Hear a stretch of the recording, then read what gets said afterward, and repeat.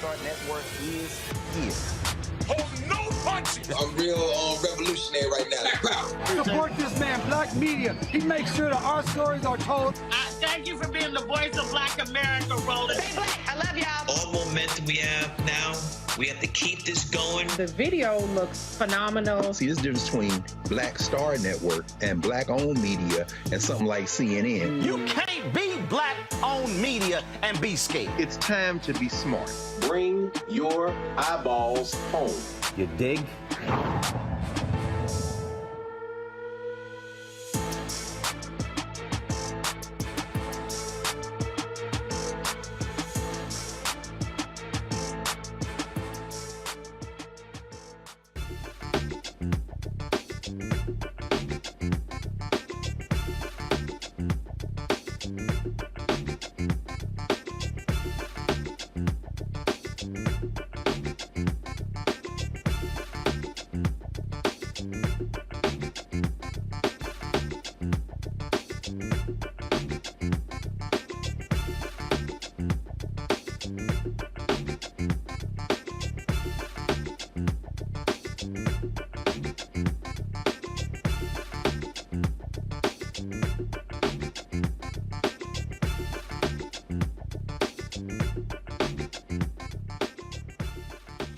Today is Tuesday, September 13th, 2022. Coming up on Roland Martin Unfiltered, streaming live on the Black Start Network. A massive bill in Illinois that is designed to provide folks opportunity to get out of jail has been hit with massive information. The right is claiming that criminals are going to be fleeing the prisons in Illinois. Well, we're going to break this thing down with the two Illinois lawmakers who are sponsoring this to address the false allegations and give folks the actual facts regarding this new bill, also called the Illinois Purge bill. We'll break it all down. A California rape victim gets arrested after San Francisco police uses her DNA from her sexual assault for another case. What the hell? She's now suing the police department. Her attorney will explain this case. A South Carolina middle school teacher defends herself, referring to a black teacher as the monkey next door in front of her students, well, because they're friends. A federal judge has temporarily halted Arizona's law preventing the video recording of law enforcement within 8 feet, saying it violates the First Amendment. Also, Stacey Abrams, she's running for governor of Georgia. I talked with her about her campaign and what she's looking for, what she needs to do to beat incumbent Brian Kemp. Also, in today's marketplace, we'll also share with you Sheila Johnson. What does she do? She actually owns a hotel now in D.C. She owns Salamander Resorts, but she announced yesterday that new hotel, Salamander Hotel, formerly the Mandarin Oriental. Folks, there's a lot we're going to talk about today, and we'll also talk with Michael Bearden about his mentor, the late jazz pianist Ramsey, who passed away yesterday at the age of 87. You're watching Roland Martin Unfiltered, the Black Start Network. It's time to bring the funk. Let's go. He's got it. Whatever the miss, he's on it. Whatever it is, he's got the scoop, the fact, the find. And when it breaks, he's right on time and it's rolling. Best believe he's knowing. Putting it down from sports to news to politics. With entertainment just for kicks, he's rolling. It's on go, roll, roll, y'all. It's Roland Martin, yeah. Rolling with Roland now. He's funky, he's fresh, he's real, the best, you know he's Roland Martin now.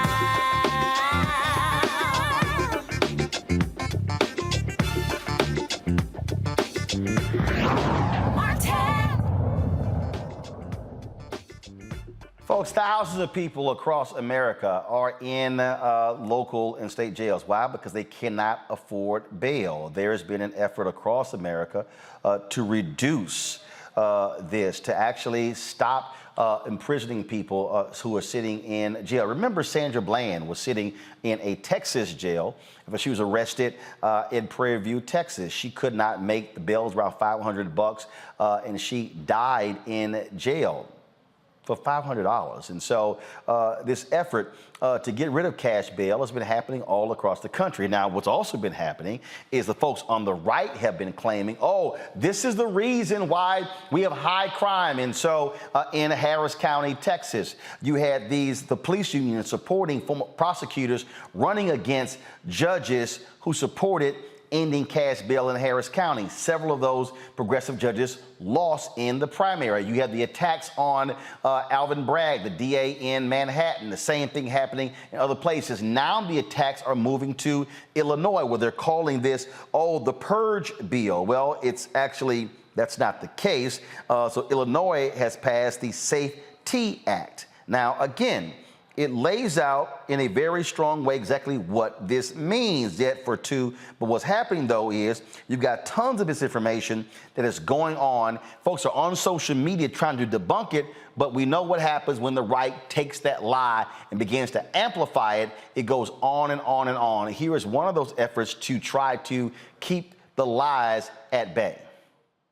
Listen to me. It cannot be understated how significant of a role the media plays in quashing progressive movements and keeping more Black people in jail. And it's frustrating because every time we say the criminal system isn't broken, it's working as intended, these are the outlets and institutions that respond, no, we still need to have faith in the system. We need reform, we need reform, we need reform.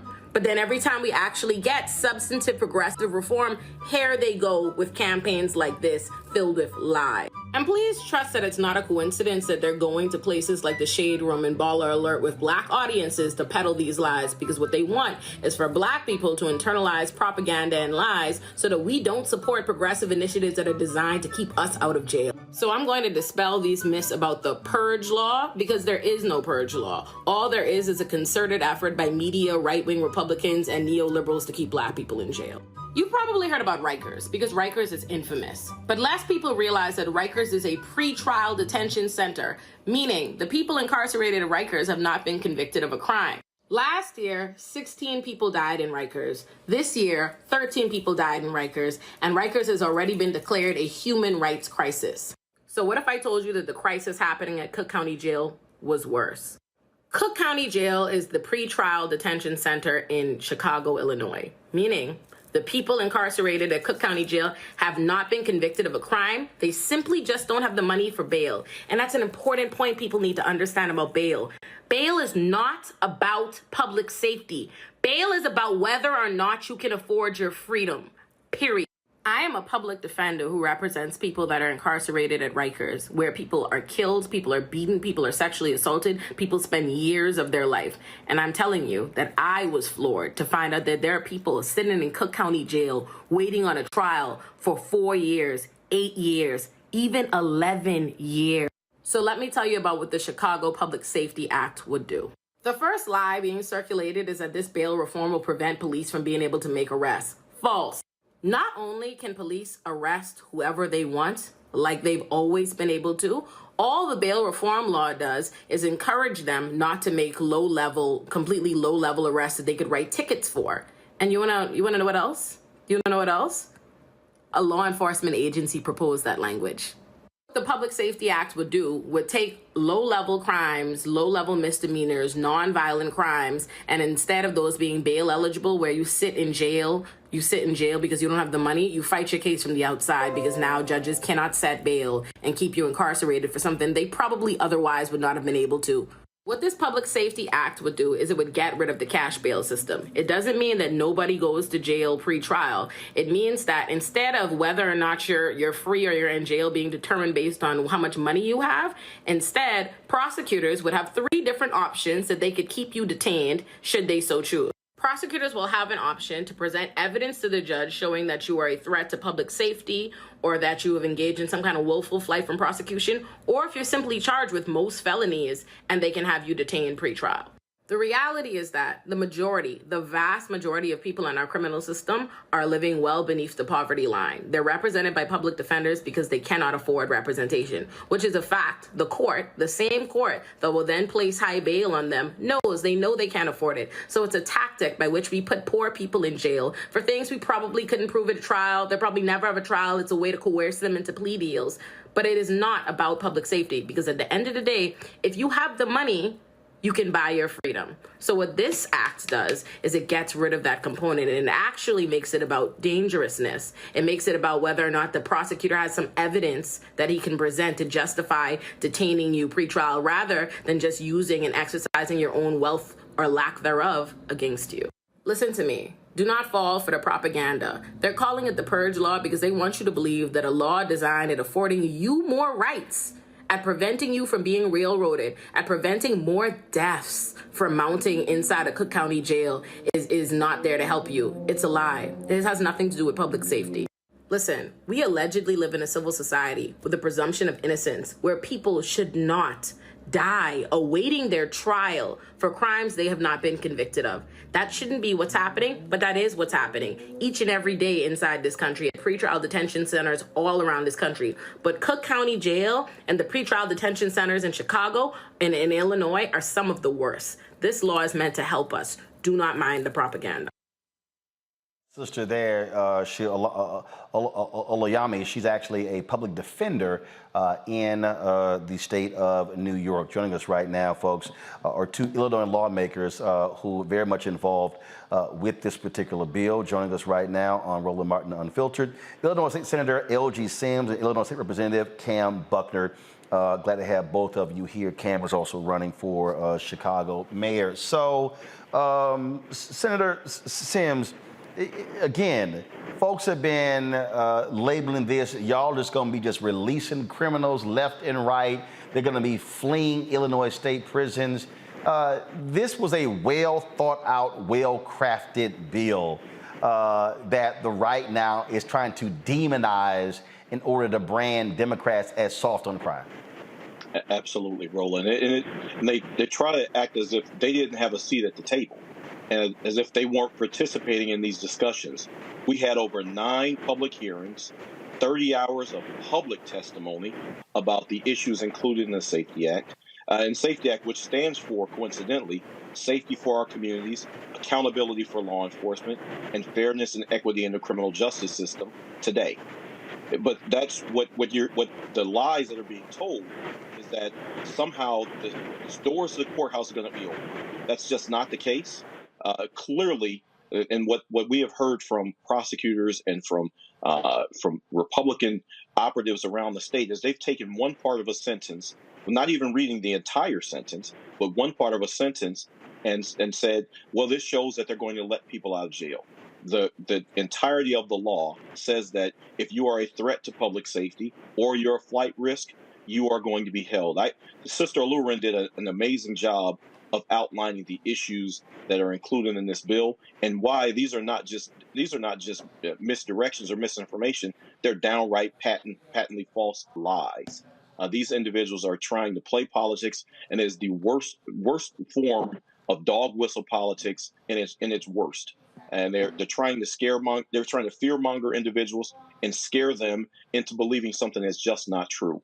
Republicans have shown themselves that they don't have ideas. They can only play on fear. They can't debate on policy. They can't engage on policy. They can only engage in fear tactics and misdirections and misinformation. And that's exactly what this is all about. Representative Buckner, there have been stories coming out of New York City. They're saying, oh, these people being let out of prison, they get out, they commit more crimes. They're blaming the judges. They're blaming the DA. As I said in my open, this happened in Harris County, where you had the police union actually financing prosecutors who ran against judges who were in support of getting rid of cash bail. And so this is a consistent attack that we're seeing where police unions are aligning with hard-line right-wing prosecutors to get rid of these type of bills and these type of laws.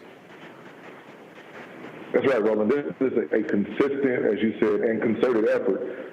The folks here in Illinois who are peddling this nonsense, who are peddling these lies, are folks who have very clearly been aligned with the Tea Party Patriot Act and had some say-so in the funding of the insurrection on January 6th in Washington, D.C. We know where these people stand on the spectrum. But the truth of the matter, as Senator Sims said, is that we've got to be able to beat back these false narratives because we are aggressively attacking a system that didn't work for the people who we represent. And we know that when you aggressively attack systemic racism, it will always try to fight you back. That's where we are right now. But it's important for us to get the word out to let people know that this does not make us less safe. This makes the people in Illinois safer. And we have really attacked a system that treats you better if you're guilty and you're wealthy than it does if you're innocent and you're insolvent. So how many people are we talking about who are going to be impacted by this, Senator Sims? Every new charge would have someone will have to go through the determination of whether or not their crime fits within these categories. As you've alluded to on a couple of different occasions, the Texas effort. The Texas effort showed that there was no increase in crime. Representative Buckner just mentioned the reason we started this effort was we are seeing, and as again Sister Laura mentioned in her comments, the recommendation to do what we have done came from a task force which I sat on that was spearheaded by the Illinois judiciary that talks about, and it found that after 3 days incarcerated, and when you are detained on a pretrial basis, after 3 days your life starts to unravel. You've lost your home. You've lost your job. There's an impact, and sometimes irreparably, on your family. So the efforts that we're taking are to make sure that we keep low-level offenders out of the criminal justice system, but then that there is a determination made about someone's threat to public safety and whether or not they're willful flight risk. That one of the memes that's going around suggests that second-degree murderers or kidnappers won't be held in custody. Again, as a scurrilous lie that plays on the worst fears that individuals have. But what we're trying to do is make communities more safe by engaging in stripping systemic racism from the criminal justice system. We don't really have a criminal justice system. We have a criminal legal system. And right now, that criminal legal system is not acting on behalf of all of its participants. So that's why we have to have a system. That's why we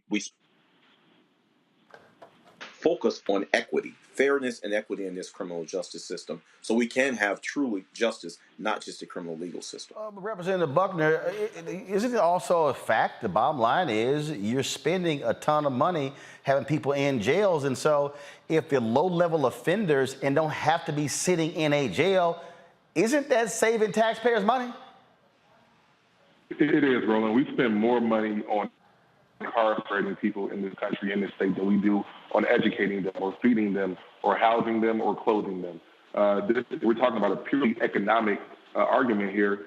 This is good for municipalities. We are making sure that we don't tax just people who don't need to be here. You talked at the open about Sandra Bland, who died in your home state of Texas, who was an Illinois native.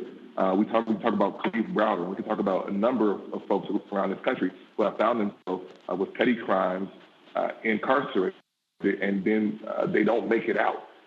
This is not okay. This is not in line with the humanity we should have as we move forward. And once again, this law will do the right thing to make us all safe and to make our criminal legal system push further towards justice. All right. I want to thank both of you for joining us, Representative Senator L.G. Sims, Representative Cam Buckner. We certainly appreciate it. Thanks a lot. Thank you, Roland. I'm going to bring in my panel, Dr. Mustafa Santiago Ali, a former senior advisor for environmental justice at the EPA, Breonna Cartwright, political strategist, DeMario Solomon Simmons, civil rights attorney and founder of Justice for Greenwood. DeMario, I'll start with you. I mean, the thing that we're dealing with here is you're dealing with individuals who are on the right, who absolutely believe in throw them in jail, throw the key away, we don't care, give them years and years and years, when in fact, it's also red states that realized they were going broke by doing this. Kansas was one of the first states that realized we can't keep imprisoning people. You've had other states, that red states, that people like, you just can't keep this. And then the problem is you got people like Senator Tom Cotton of Arkansas, and I'm looking for the tweets where he literally said, the problem is not over incarceration. This fool actually said, we're not putting enough people in prison. That's how sick and demented these so-called Jesus-loving white conservative Christians are? Well, you shouldn't be surprised because it was the first slave ship that brought enslaved Africans over to America was named the Jesus. So this has been a long tradition of white supremacists utilizing their religion to oppress and subjugate black people. You also have to remember, Roland, and I know you know this, the 13th Amendment, as we all know, outlawed enslavement in America in the first part of it. But the second part says, unless you are convicted of a felony. And they have utilized that since the ending of slavery in 1866 to continue to have chain gangs, put us in jail and do convict leasing. And now they have private prisons. And this is why it's so dangerous. When they talk about these prisons, school to prison pipeline and the kind of re-upping of the crime bill of 1994, kind of 2.0, with the president talking about more police officers and more law enforcement. What that means for us as black people is more imprisonment. And with these private prisons, people are making millions and billions of dollars off us being actually in prison. So yes, the states may be going broke by imprisoning folks, but there are private, wealthy corporations and individuals that are making millions of dollars. This is dangerous. We must continue to fight against it. I applaud the two brothers that you had on that's pushing this particular bill. This needs to happen all over the place. And one last thing I would say, pretrial detention here in Oklahoma City, we had 13 inmates die in Oklahoma County Jail. I've sued the Oklahoma County Jail for inmates dying there. This is an epidemic that happens all across this country, and people are in jail without actually being convicted of a crime. They're usually there because they cannot afford the bail. That's why bail reform is important. That's why we need to have criminal justice reform, and we do not need more officers or more prisons. Brianna, this is the tweet from Senator Thomas Cotton of Arkansas. We don't have an over-incarceration problem. We have an under-incarceration problem. That shows you just how stupid and sick this man is. In fact, he then went on to say this is, again, this is going to this whole issue. Democrats cause this crime wave by eliminating cash bail, electing Soros prosecutors, and giving early release to violent criminals. And what's their solution? To take away your right to own a gun to protect yourself. This is the same guy who opposed the First Step Act because he didn't want people getting out of prison. He believes that if you get sentenced to 20 years, you should serve all 20 years. These folks, but they call themselves fiscal conservatives, but they love to spend money on cops and love to spend money on prisons as opposed to reform. Yes, unfortunately, they forgot that we call it a rehabilitation system. And so we should be focusing on wanting people to be productive members of society, being able to have jobs, give back, pay taxes. And so having them to say we have an under incarcerated problem is just baloney. Just to keep it simple, because we want more people outside than inside. So I don't understand the fact that we would go to seek random people or keep people in longer. And that's the reason why we have issues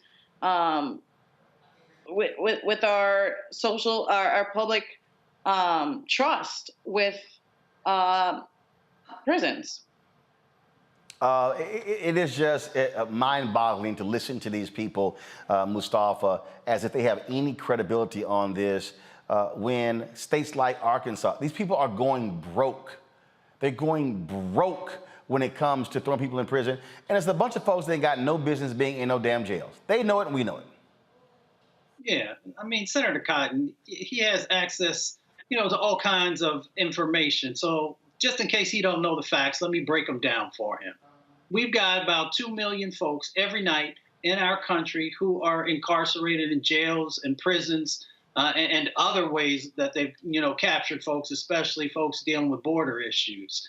We got 400,000 people who are in pretrial detention. So all he has to do is go over to prisonpolicy.org and he can see the facts that are there, and it's broken down about how all these types of individuals are dealing with these situations where, they haven't been convicted of a crime, but yet they are dealing with this pretrial, detention situations that are currently going on. We know that in our country, you get as much justice as you can afford. So if we want to actually begin to balance out this legal system, address some of the things that Mario has been talking about, then that means that we got to get rid of the cash bail, because we understand the wealth gap that exists inside of our country. We understand the hard decisions that families are having to make about keeping the lights on, putting food on the table, or helping somebody to actually be able to not be incarcerated until they have a trial. So maybe Senator Cotton actually needs to go spend some time with some real people and stop dealing with this from a political lens and deal with it from a humanity lens. But that is not what they are going to do. Folks, hold tight 1 second. Got to go to a break. We come back. We'll talk a number of stories. We lost jazz pianist Ramsey Lewis yesterday at the age of 87. We'll talk to musical director Michael Bearden about his mentor and what he meant to him. Also on today's show, Sheila Johnson adds to her growing luxury real estate empire by buying the Mandarin Oriental Hotel in Washington, D.C., and renamed it Salamander after her resort in Middleburg, Virginia. We'll show you what took place yesterday. I was there for that grand opening in our Marketplace segment. That and lots more to cover right here on Roland Martin Unfiltered on the Black Star Network. Download the app, folks, on all platforms: Apple phone, Android phone, Apple TV, Android TV, Roku, Amazon Fire TV, Xbox One, Samsung Smart TV. And of course, you can also join our Bring the Funk fan club. Your dollars make it possible for us to do what we do here on the show. And you can join, of course, by sending your check-in money orders to P.O. Box 57196, Washington, D.C. 20037-0196. Cash App is $RM Unfiltered. PayPal is R Martin Unfiltered. Venmo is RM Unfiltered. Zelle is Roland at RolandSMartin.com. Roland at RolandMartinUnfiltered.com. Let me thank Orgel Neat, Preston Dames, Sharon Thomas, Cirillo Paulo. Of course, those are the folks who have supported us on Zelle. Artens Hall, thank you so very much. Also, Annette Anderson, thanks a lot. Francis Huston, LaSonia Massey, Taylor Hooks, Maroc Howard, Myoshi Smith, Cindy Pinnock, Estelle Beige. Let's see here, Nora Archibald, Lynette Kimball, and I'm going to read just a couple of more before we go to Cynthia Powell. Thanks a lot. Timothy Fields, Sharon Bailey, Nicole Robinson, all thank you very much for being members of our Bring the Funk fan club. We'll be right back.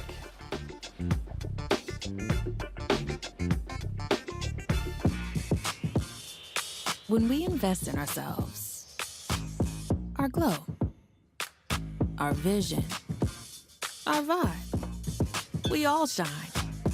Together, we are black beyond measure.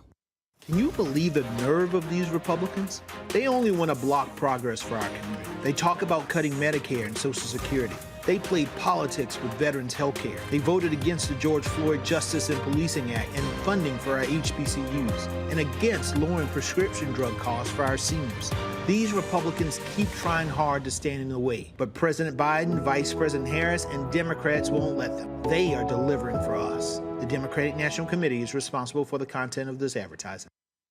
When we invest in ourselves, we all shine. Together, we are black beyond measure. Hatred on the streets, a horrific scene, a white nationalist rally that descended into deadly violence. White people are losing their damn minds. As an angry pro-Trump mob storms the U.S. Capitol, we've seen We're about to see the rise of what I call white minority resistance.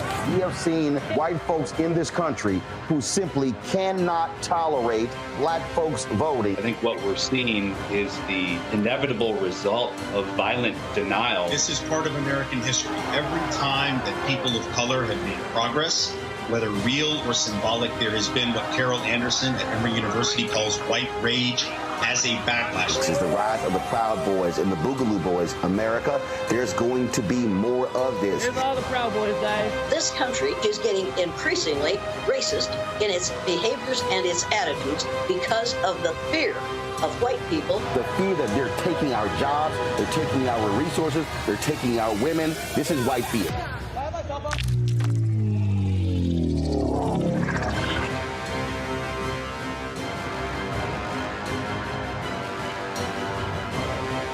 Hey Hey, everybody, it's your girl, Lunel. So what's up? This is your boy, Earthquake. Hi, I'm Chaley Rose, and you're watching Roland Martin Unfiltered.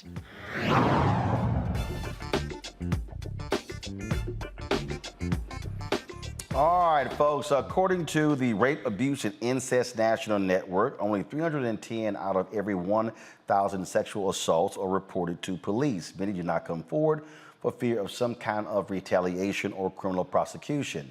Check out what happened in San Francisco, where the police used a rape victim's DNA, to arrest her for an unrelated property crime. Now she is filing a lawsuit against them. Joining us now from Oakland is her attorney, Adante Pointer, who says the San Francisco Police Department has a practice of placing crime victims' DNA into a permanent database without the victim's knowledge or consent. This is, I'm on a group chat with some other journalists, Adante, and when I posted this story in that group chat, folks were shocked. They were stunned. Folks said, "Christ, that's awful, unreal." That is just, it's like, are you serious? Unfortunately, we are serious, and it's not unreal. It sounds like it's something that comes from a movie, a sci-fi movie about a dystopian future, when in reality, it is our reality. And it's not just something that's confined to what's happening in San Francisco. This is probably happening in other jurisdictions, other police departments, other cities, other states within this country, in that the government obtains crime victims' DNA or biological information stored in a database and then use it as they see fit and do unconstitutional searches in a way to where they're either trying to match people to crimes or any other government interests that they're pursuing. And so this is something that cannot go on. And, we filed this lawsuit because this courageous lady was willing to come forward and not only bring this to light, but also stand up for the rest of crime victims everywhere else. So they actually think this is justified? They certainly did, and in fact, the crime lab director said that this was their routine or daily practice, which essentially, as someone, and the only way you could get into this system, or I should say the way she got into the system, was as a sexual assault survivor. So she was someone who was looking for police protection and instead was violated again and re-victimized by the police in their practices. So, this is standard procedure, and this is what and how they were treating crime victims in San Francisco. And frankly, as I mentioned, there's thousands of other people who had their rights violated who were also in that crime victim database. And I also understand there was a similar lawsuit that was filed in the state of New York. This reminds me of, we've had these stories where people who have done these ancestry DNAs, and some of these companies have actually shared data with the FBI or other law enforcement agencies. Yeah, this is a practice that is not just limited to the government, and that just shows the dangers of what they're engaged in. This is a very slippery slope, in that once a person or once a government entity or any entity has your DNA evidence, we are still unlocking the mysteries of DNA. But one thing that we do know is it's one of the most unique identifiers. It's one of the most personal things that you have just by your very existence as a person and as a human. And so as DNA science is becoming more expansive, as corporations find out how they might be able to use it and exploit it or monetize that, as the government finds ways to how to track and monitor and project people's health outcomes in the future, or what they think is your characteristics and the way in which you might behave. There's any number of ways this DNA can be used to impact not only individual people, but also groups of people or target people within society. So we have to be very vigilant and understand that this is something that we cannot, as a supposed civilized society, stand for. It makes total sense whatsoever. And we're talking about a property crime? What was it? Yeah. This was a retail theft. So, we're talking about something that she came to police looking for help in what was, obviously a very low point, a very a tough, difficult point in her life, having to be a survivor, to only then be victimized by the police years later. No one ever came to her and told her that they were still holding on to this DNA evidence 6 years later.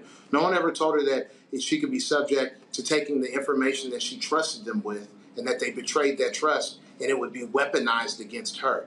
This is something she only found out about when she was at another difficult point in her life, going through a domestic violence or domestic disturbance situation, and the police show up to her door. She needs the help. Neighbors called for help, and as opposed to, ameliorating the situation, the police say, hey, you know what? You have an arrest warrant. And it wasn't until she was sitting in jail, unable to make bail, did she find out what this arrest warrant was based upon. And that was DNA evidence that she had given to the police 6 years prior. And so, this has stirred up a whole list of emotions for her because it's forcing her to relive the underlying trauma.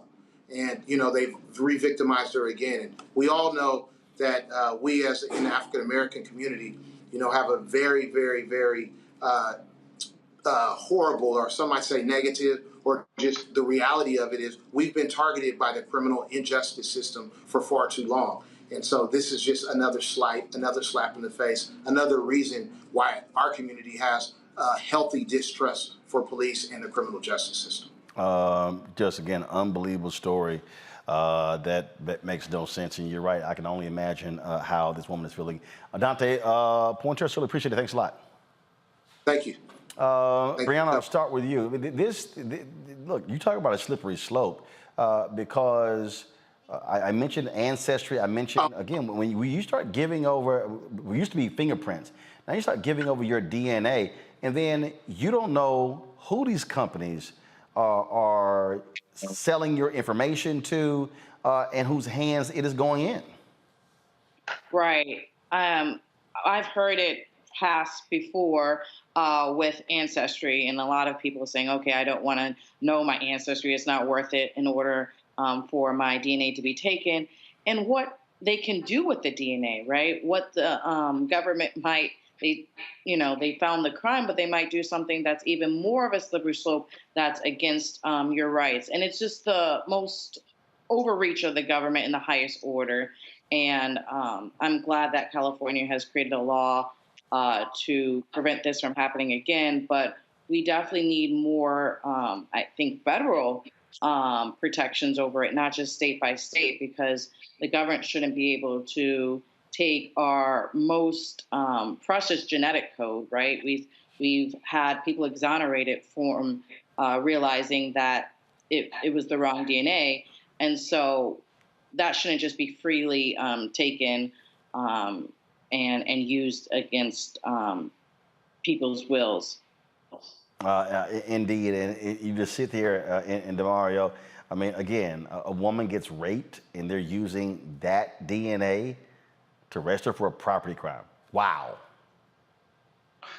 Well, we just dealt with this here at the Justice for Brewer Foundation, dealing with the Tulsa Race Massacre, where the city of Tulsa set up a program that's just a PR pitch, really, and said they found these mass graves that we've been pushing for many years. And they said, oh, we need to get DNA from Black Tulsans and former Black Tulsans so we can try to match who these individuals that we put into the ground in a mass grave. We rang the alarm. Really want to give a shout out to my good friend, Professor Eric Miller at Loyola Marymount University Law School.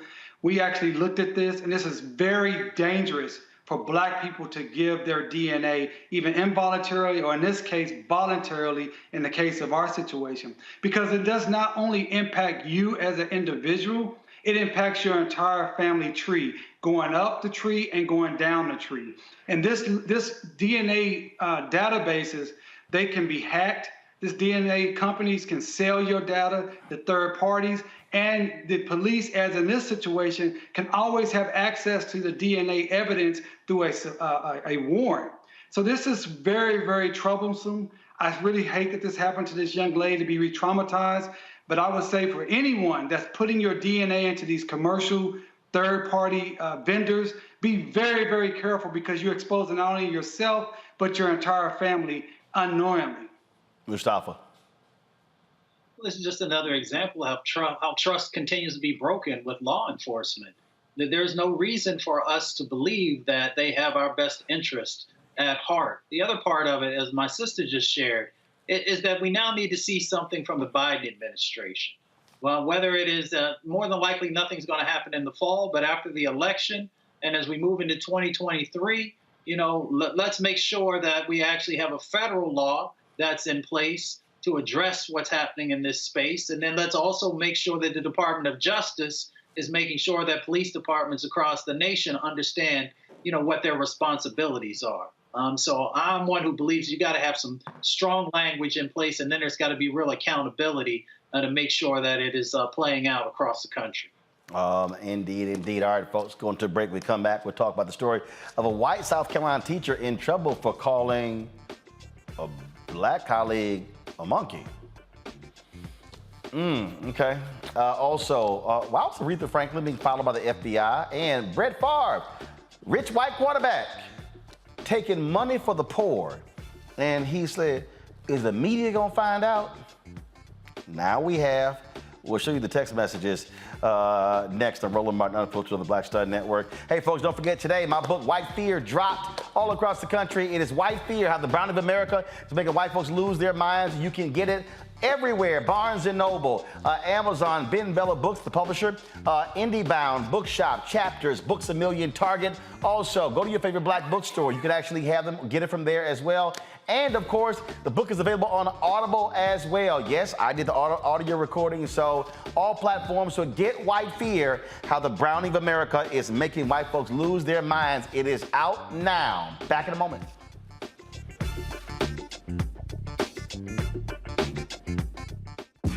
When we invest in ourselves, we're investing in what's next for all of us. Growing, creating, making moves that move us all forward.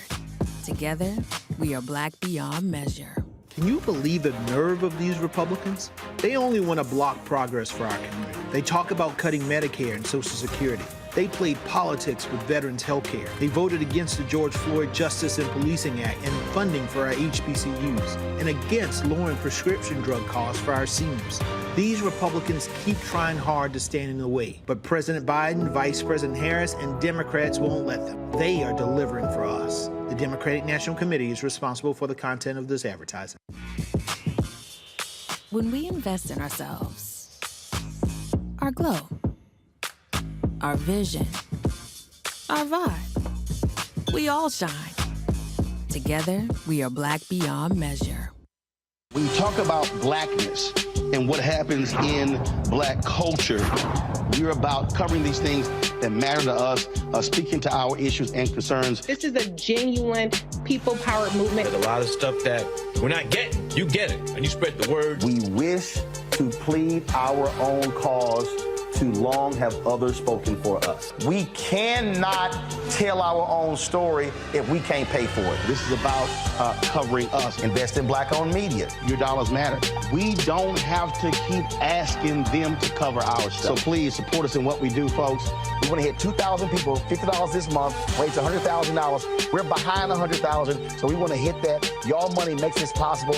Check some money orders. Go to P.O. Box 57196, Washington, D.C. 20037-0196. The Cash App is $RM Unfiltered. PayPal is R Martin Unfiltered. Venmo is RM Unfiltered. Zelle is Roland at RolandSMartin.com. Hey, I'm Donnie Simpson. Hi, I'm Eric Nolan. I'm Shantae Moore. Hi, my name is LaToya Luckett, and you're watching Roland Martin Unfiltered.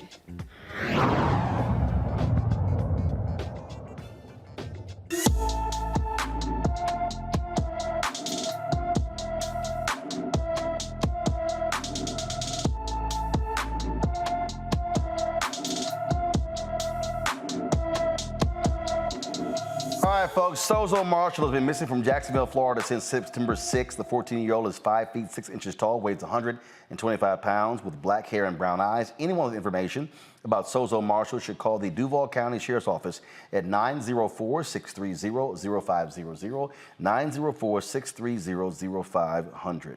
Folks, a white South Carolina teacher, middle school teacher, is under investigation after admitting to using a racial slur and calling a fellow teacher a monkey.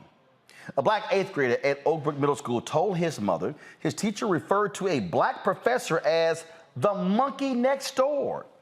This happens to be the same teacher who asked her class to participate in a cotton picking activity where she brought in raw cotton for the class. The child's parents alerted the Dorchester District School Administration to address the situation, but it's unclear if they got back to her. Now, according to the local affiliate, WCIV-TV, there's a recording where the teacher is heard admitting she made the monkey statement, but says she didn't mean it that way. She defended her statement by saying the teacher she was referring to is her friend, who she calls that.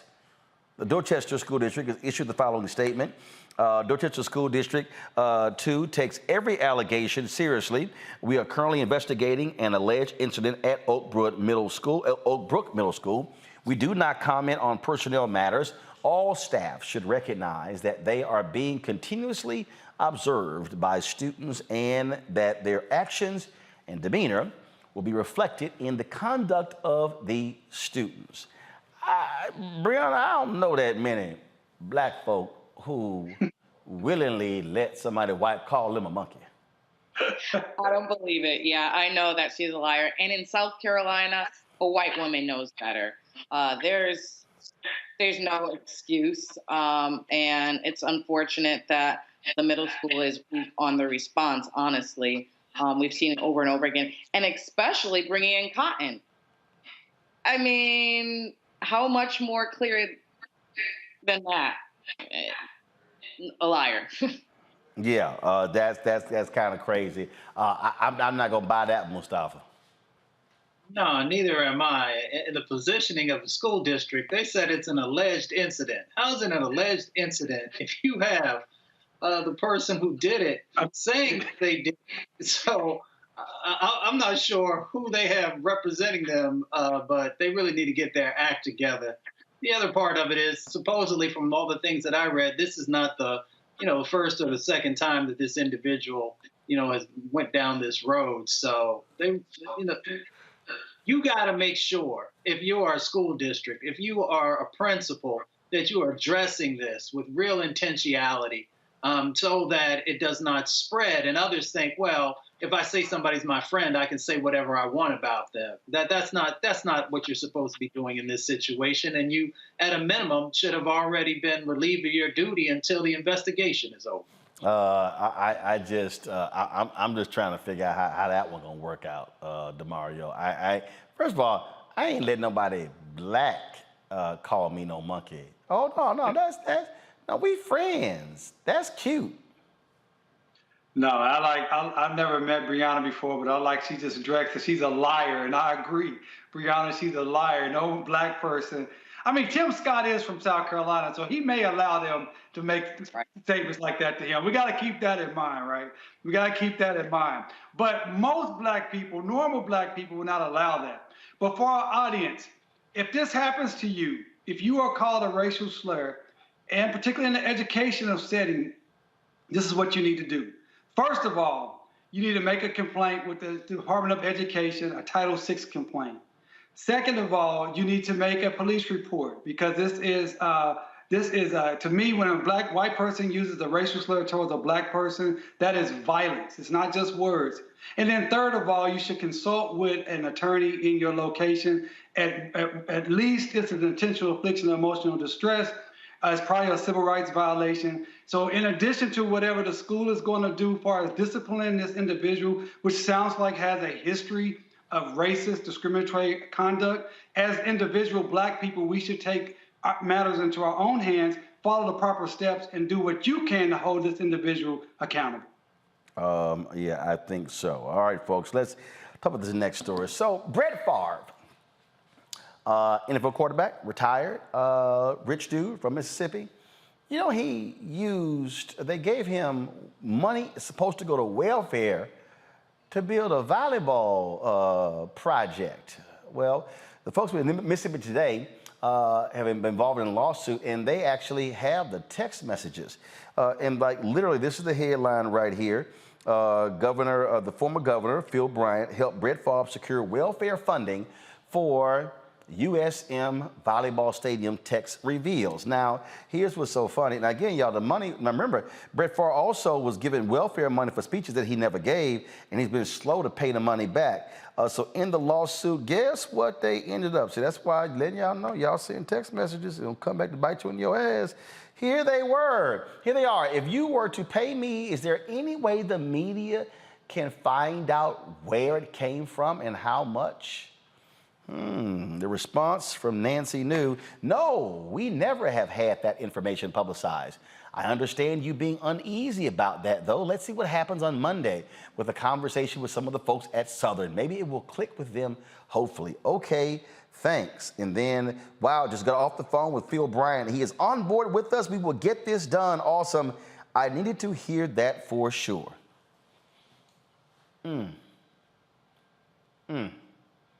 We're talking about, DeMario, a state with the highest child poverty rate in the country, and you have folks in Mississippi using money for welfare folk who need that money, going to a rich, retired NFL player.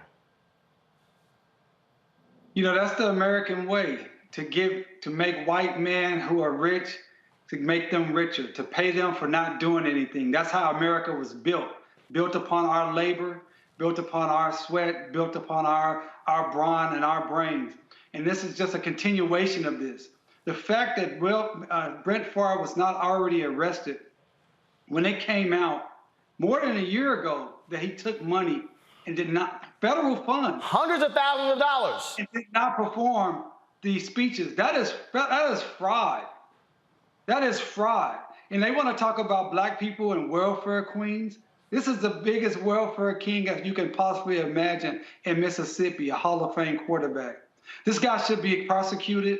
Everyone that participated on those text messages from the governor on down should be prosecuted. They should be, what is the DA over in Georgia utilizing? The RICO statutes, when you are having a criminal conspiracy working together to defraud or create crimes. That's what we have here in these text messages. They should be prosecuted. They should be ashamed of themselves, but they're not.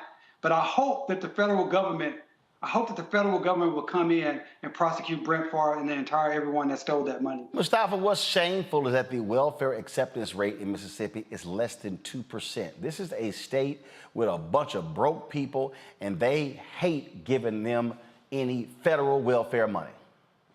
They do. You know, I've tracked some of this before. They will let you suffer and suffer and suffer and maybe even die before they will actually give you those benefits. But DeMario was on to something. So wherever those federal funds came from, and there are a couple of different agencies and departments that they can come from, they actually should be doing a forensic audit of what's going on in Mississippi, because if they don't, then they have some responsibility also for allowing these types of things to go on. And then the question becomes, you know, are you actually going to step in? Since we know that Mississippi has not been living up to what the responsibilities are that are tied to these dollars. So it'll be interesting to see how this all plays out and if the Department of Justice actually gets engaged as well. I'm just saying, Brianna, it's taxpayer money. What's up? It's taxpayer money. Yeah, I think that Brett should go to jail, as we've seen constantly this year. The issue with PPP loans, and the government is very confident in locking our community up for fraud of that, even if paying it back. And so this is even worse, right? We're building big businesses off of the back of the poor. We see it time and time again with increasing fines because parking and so forth. It costs more to be poor. And so the fact that he took this money that should be going to the poor, and the funny part is he knew it was wrong, because the text message says, well, anybody going to find this out? And then they leaked it themselves. And so something needs to be done. This definitely needs to be repaid back with interest ASAP. Yeah, I think so. All right, y'all, in Arizona, a judge has temporarily blocked that law that prevents people from actually videotaping law enforcement within 8 feet. feet. The judge said, wait a minute, this very much could violate the First Amendment. The ACLU sued. This is something that right here, we've seen so many of these cases, DeMario, where we now know what happened because citizens were recording. And so these folks in Arizona, they don't want cops being recorded. They don't want these videos to go public because it holds police accountable. Well, you know, the cops always tell us, if you're not doing anything wrong, what's the problem? So if they're not doing anything wrong, what's the problem with them being recorded? The fact of the matter is, it is a violation of the First Amendment to stop people from recording law enforcement officers who are public employees doing work in a public location. And I would say to our audience, if you find yourself that you see something that's happening, some illegality, or you just feel suspicious about a law enforcement or a police officer's activities, and you want to record, I encourage you to do it. But I do encourage you to be safe and smart. I do believe being even 10 feet back makes sense. You know, these cameras nowadays, our iPhones can zoom in. You don't have to be right up on the cop because you don't want to have an opportunity for the officer to say you are obstructing his or her ability to carry out their duties. That could cause you to be arrested yourself. It could cause you to be injured. We want you to get the information. And lastly, this is very important. When you are recording a video, don't narrate through it. As a lawyer, it is so frustrating to get a good video showing officers misconduct, and yet the person that's doing the video is cussing through the video, screaming through the video, saying, you can't do that, get off of them, why are you doing that? That does not help us get this officer held accountable. That does not help us in the courtroom. That may help you get Instagram or Facebook likes, go viral. Well, hold on. I gotta stop you right there, DeMario. No. I gotta stop you there. First of all, when we look at a lot of these videos, they typically are shot by somebody who is the spouse or the girlfriend of the person. That's an emotional response. That's something that's happened. I mean, you're not gonna have somebody. No. I'm not done. DeMario, you're not. It is natural if all of a sudden the brother in Texas who was in his driveway, and then the cops just roll up, say, oh yeah, there's a warrant out for you in Louisiana. His wife comes out and she's like, stop, what are you doing? That's a natural deal. So, I mean, I get your point, but we're also dealing with human beings who are watching things happen in real time. They're gonna react naturally. That's fine, Roland, but number one, I see these videos all day, every day. And just because the big videos go to national, I'm looking at videos that happen all the time with people all the time. That's number one. And number two, my goal is to help our people achieve justice. And yes, it is an emotional response. Yes, it is natural. But what I'm telling you, that it is better to hold someone accountable, because when you go in front of a jury, particularly in places like where I live, and then where you're gonna, even in black places, federal courts are usually gonna have mostly all white jurors. They will be so focused sometime on the language of what's happening, they won't focus. So we as a people have to understand that. We're at war. We have to do what we can. I get it. Brianna, I just don't think you're gonna have people go, let me not cuss on this video. Everybody is not dealing with their spouse. I see videos all the time where the people are recording this. And what I'm saying is, those are also just regular, ordinary people. The natural reaction is like, yo, man, what y'all doing? Get off that man's neck. That doesn't help anything. But DeMario, here's the deal. It's some things that are just natural that are going to happen. There's a lot of things natural that we tell people not to do. There's a lot of things natural. I just don't think that in the heat of that moment, somebody's going to be going, oh, shh. Everybody be quiet. Everybody be quiet. Hold on. Brianna, weigh in. I think that you both have great points. I think that Stop trying to be Switzerland and be real. Stop trying to be Switzerland. Just. Well, she don't want to tell you that you're wrong. DeMario, she talking. No, you might be emotional. Like DeMario is right now. Go ahead.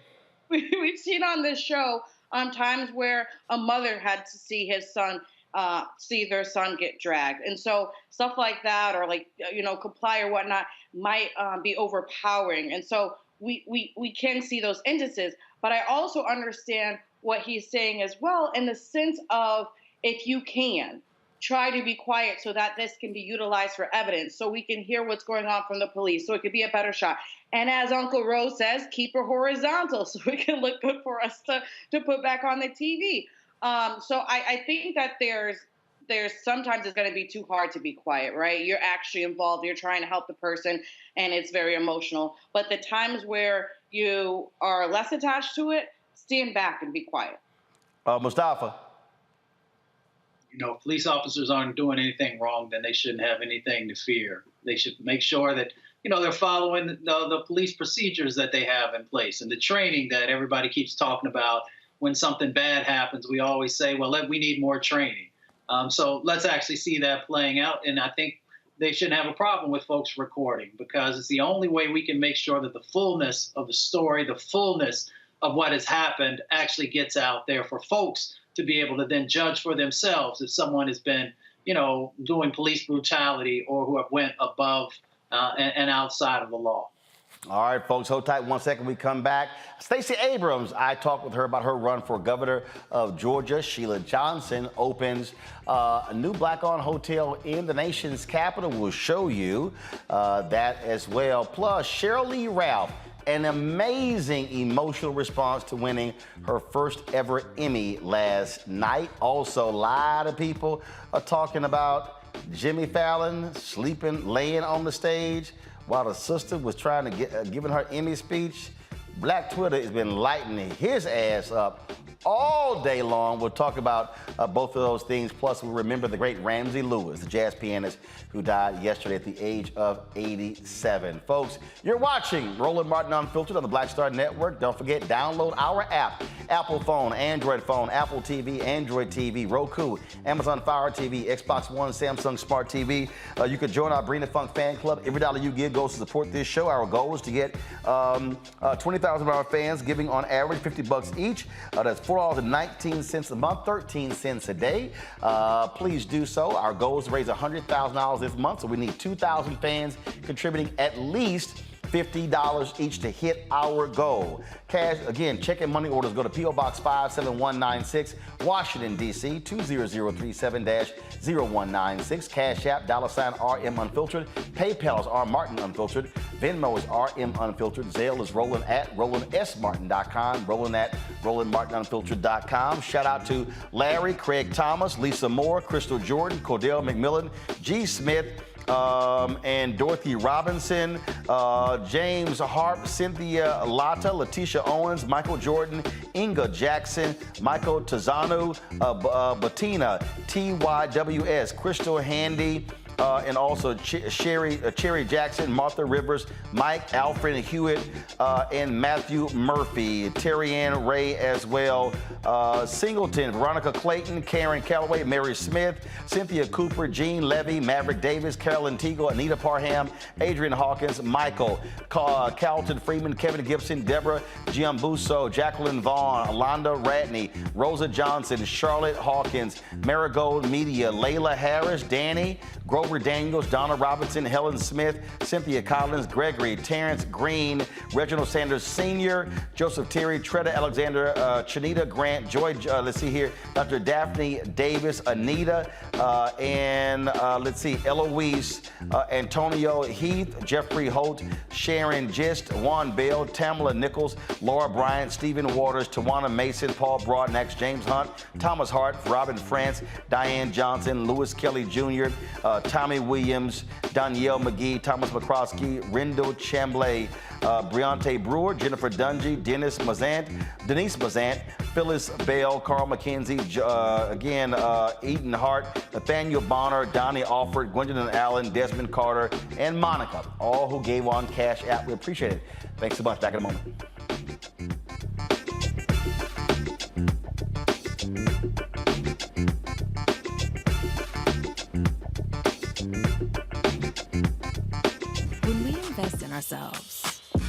all shine.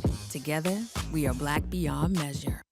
I remember being with The View when they said, we want to extend your contract. And I knew God said, it's time to move. It's time to go. And everybody was saying, Sherry, you got a great job. You're making all of this money. And I said, no, it's time. And they said, you ain't gonna be able to, you've been away from Hollywood. And I said, it's time to go. And when I didn't, that's when I realized I was about to go through this divorce and it was gonna be expensive, it was gonna be a lot. And I said, I'm gonna stay. I said, I'm gonna stay for a couple of years. So you make this money. See, go ahead. I'm gonna make this money and then I'll get out, Lord. So I'm gonna do a compromise. I'm gonna do what you say, but I'm gonna do it on my thing. And he went, really? He went really. And you know when he went really? They said that we were heavy in contract negotiations. And they came, my manager called, she said, they're not gonna renew your contract. And I went, hey, so wait, what? Just yesterday, they was offering me more money. She said they just decided not to renew your contract. And I remember sitting in front of the mirror at The View, and I went, what happened? And it was very clear. God said, I told you it was time to go.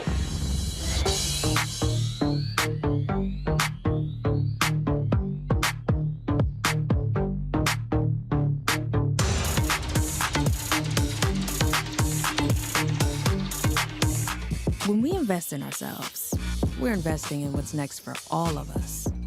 Growing, creating, making moves that move us all forward. Together, we are Black beyond measure. Hi, I'm Vivian Green. Hi, this is Essence Atkins. Hey everybody, this is your man Fred Hammond, and you're watching Roland Martin, my man, Unfiltered.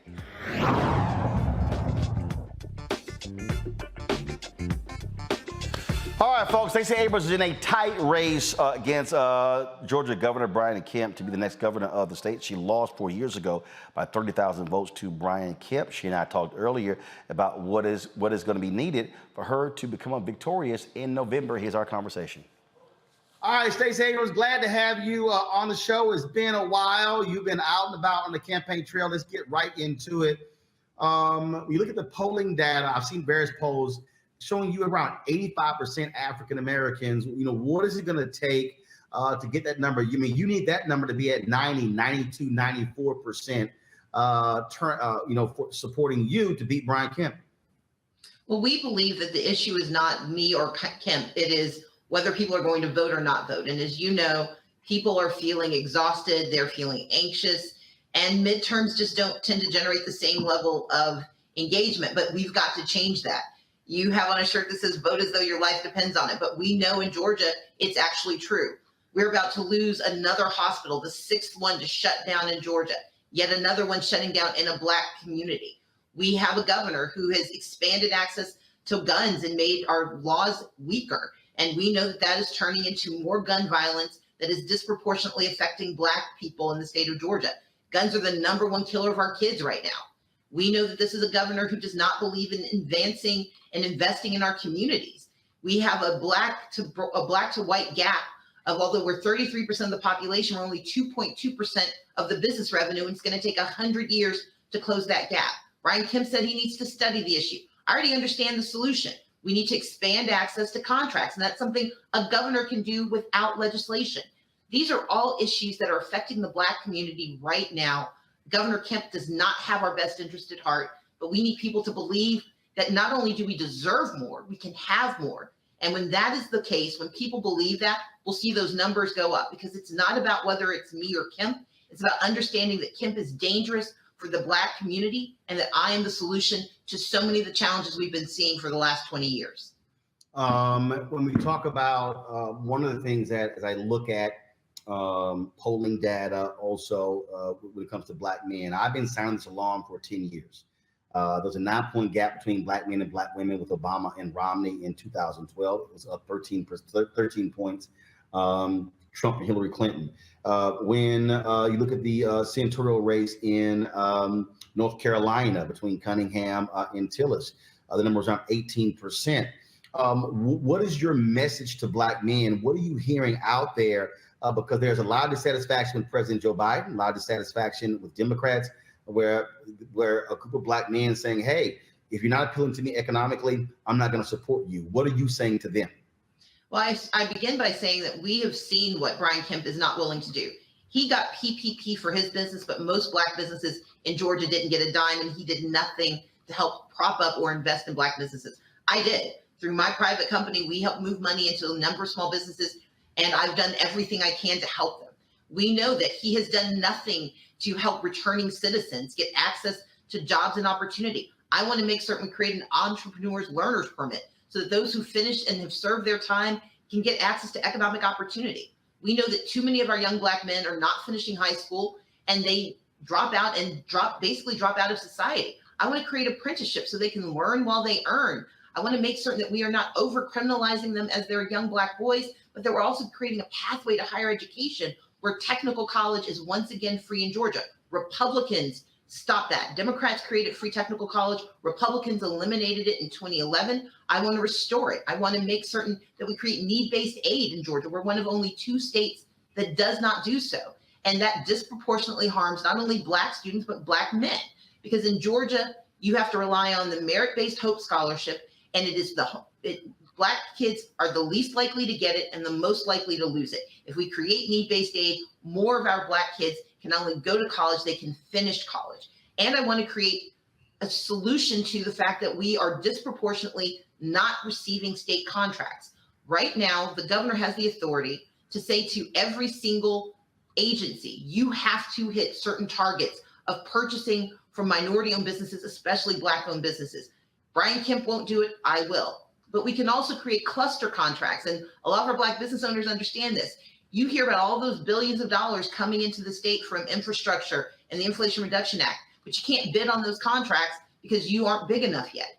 Well, I want to break those into smaller contracts that I call cluster contracts so that smaller companies can bid on them and win, because the prime subcontracting program does not work.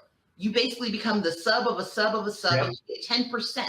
I want to make sure you get a piece of the pie, not the crumbs. And the governor can do that. The way I frame it, I want to be the Maynard Jackson of Georgia. What Maynard Jackson did for Black economic success in the 1970s as mayor, the governor can do for the entire state. And it doesn't require legislation, it requires leadership. Brian Kemp has not done it, will not do it. I can and I will. Well, it's a great point. I was about to make that because when Maynard Jackson came in, Blacks were getting 0.0012% of all contracts, and that was why Atlanta is considered the Black Mecca today. When you last ran, you hit counties, you hit every county in the state. You were talking to white voters in rural Georgia. One of the issues we look at with Black farmers, but also agriculture, that's a huge issue in Georgia as well. And so what is your message to those rural, white, agriculture-based folks in Georgia that Stacey Abrams will be better for them than Brian Kemp has been? Well, I think it's 2 messages. It's to all rural Georgians, because in Georgia, 1/3 of our population is African American. People often mistake rural to mean white in Georgia, and actually it's much more diverse than people realize. And one of the challenges is that billions of dollars were allocated across the country through the efforts of Raphael Warnock, Cory Booker, David Scott to get money to Black farmers through the COVID relief dollars. That money is being held up in litigation, and our governor and our attorney general have done nothing to defend Black farmers in Georgia. And it benefits every farmer in Georgia. If more money pours in and helps us expand our base, agriculture continues to be our dominant industry, and it is a benefit to everyone for Black farmers to finally get what they are owed. But the current governor has not done a thing to help bring those dollars home. In addition, I want to create a family farm fund. What I want to do is make sure we're not only privileging those mega industrial farms, but that our smaller farmers are getting the money they need. If you've ever tried to navigate a USDA contract, those things take forever. And sometimes all you need is access to a tractor. You don't need to be able to buy an entire factory. I want to make sure that we create a $5 million family fund initiative, family farm initiative, so that farmers of all races can get access to those dollars, especially those micro farms and those organic farms that can create jobs, because 1 in every 7 jobs in Georgia is in agriculture. And by expanding apprenticeships, technical college, and and making sure college is affordable, we can also take advantage of the technological changes that are happening on our farms and in agriculture. I'm the only one with a plan to make sure that all of our young people can not only have access, but can stay where they are. They don't have to move to Atlanta to get opportunity. I want to invest in the places where they live so they can grow and live where they choose. Last question for you. At the end of the day, it's about turnout. That was the case for Warnock and Ossoff in the runoff in 2020. That was the case for Biden and Harris in Georgia as well. A lot of money is going to be spent on television, a lot of money by these campaigns. But the reality is the money has to also be put on the ground, because you got to reach, picking up 2 and 3 and 4 and 1,000. That's going to be the difference between win or lose. You know that after the last election. Well, I've been lauded by some for the work I do with organizing, but it comes from a basic understanding that the efforts on the ground are what moves the needle. Air cover is absolutely important because it's how you set the narrative. It's how people know what's at stake, but it's on the ground that you get them to the polls. And that's why we've got to do both. And that's why we need people to remember the energy they felt, not only in 2020 and 2021, but in 2018. I can't be a brand new candidate again. And I'm not going to be able to generate the first time excitement, but what we can do is remember the message of that first time. We can change the future of Georgia with a governor who believes in the people of Georgia. Brian Kemp didn't commit treason once, but he has been an architect of voter suppression. He is continuing to push voter suppression activities. He is refusing to invest in our hospitals. He's lost 6 hospitals. He has stripped women of their bodily autonomy, especially Black women. He is returning us to a mass incarceration state. He has weakened gun laws. He is dangerous to the people of Georgia, to Black people in Georgia. But we only change the future if we show up in this election. And so my message is this: I'm going to be doing everything I can to energize and educate, but I need everyone to understand that this is our turn. We have the ability and the power to set the future, not only for Georgia, but for the South. We have seen 20 years of what Republican leadership has done. We have a chance to actually, in Georgia, change the future. 2020 and 2021 weren't flukes. They were the result of years of effort, but we can't give up now. We are this close to the finish line. And what we were able to do on the national level, we can do for ourselves in Georgia, because it is governors who decide the future. A governor created Stand Your Ground that killed Trayvon Martin. A governor eroded the social safety net that became the welfare reform bill. A governor did the 3 strikes you're outlaw that turned into the 94 crime bill. And Jim Crow never had a single federal law. It was all Southern governors in 9 states that stripped Black people of their humanity for 150 years. And on November 8th, we have the chance to set the future for Black Georgians, for Black Americans, and for all Georgians. And I want their help to get it done. All right, Stacey, we appreciate it. Look forward to having you back, and I'll be in Georgia soon, so we'll be on the ground there, so I'm sure our paths will cross. Thank you so much, and congratulations on your book. Appreciate it. Take care. You as well. All right, folks, we appreciate that. I mean, the thing about this race, Mustafa, as I said, it's going to come down to turnout. Simple as that. You got folks on the right who are energized. When you look at those polling numbers, there is some concern there that Stacey Abrams is at 85%. You look on the Senate side, Warnock is down 2 or 3 points to Herschel Walker. President Biden's approval numbers, even though they have gone up since the student debt announcement, is really dragging them down. You know, they've got to be at 92, 94% among African Americans. And again, it's going to come down to the turnout for them to win in November. Yeah, without a doubt. It goes back to what my grandmother says, that you have power unless you give it away. 33% of the folks there in Georgia are Black. There's real opportunities. If you listen to Stacey's platform and what she's talking about, she's actually breaking it down. All those huge amounts of dollars that are flowing, and, her actually talking about the cluster grants so that folks can actually be able to access those dollars is so incredibly important. And it touches every aspect of the things that folks in Georgia are asking for, everything around healthcare and the environment and jobs and housing and changing transportation sets of opportunities. So folks really need to just, open up their minds and listen to what the 2 candidates are actually sharing with you, and then actually get out there in the polls. I know folks keep saying that folks are tired, But you know what our sister Fannie Lou Hamer said, I'm sick and tired of being sick and tired. If you are sick and tired, then we got to actually utilize this opportunity to change the dynamics and to get individuals into office who will make sure in the future that you are no longer sick and tired. Brianna, the reality is this here, the hell with the polls. If you live in Georgia, if you live in Pennsylvania, if you live in Wisconsin, if you live in any state with this election, ignore all polls. You should be operating as if your candidate is 5 points down. And what I keep arguing for African Americans, like I get some of these old dumbass FBA people, we not gonna vote. I was like, you stupid as hell. Bottom line is this here, you can't be running around talking about this is what you want, this is what you want. Well, how in the hell are you gonna get it if you don't vote based upon the policymakers? We have to maximize our numbers. If we don't maximize our numbers in Georgia, then Warnock doesn't win, Abrams doesn't win. We don't maximize our numbers, black folks in North Carolina, Sheriff Beasley doesn't win. We don't maximize our numbers in Wisconsin, Mandela Barnes is not going to win. We don't maximize our numbers in Florida, Demings is not going to win. You're talking about, you could have 4, 5, or 6 black United States senators. We're talking about Demings in Florida, you have Barnes in Wisconsin, you've got Warnock in Georgia coming back. You've got, of course, you got Booker in Kentucky. You got Chambers and the other sister we had on the show who's running in Louisiana. I mean, you've got candidates who are running, but you've got to have folk who are showing up and showing out.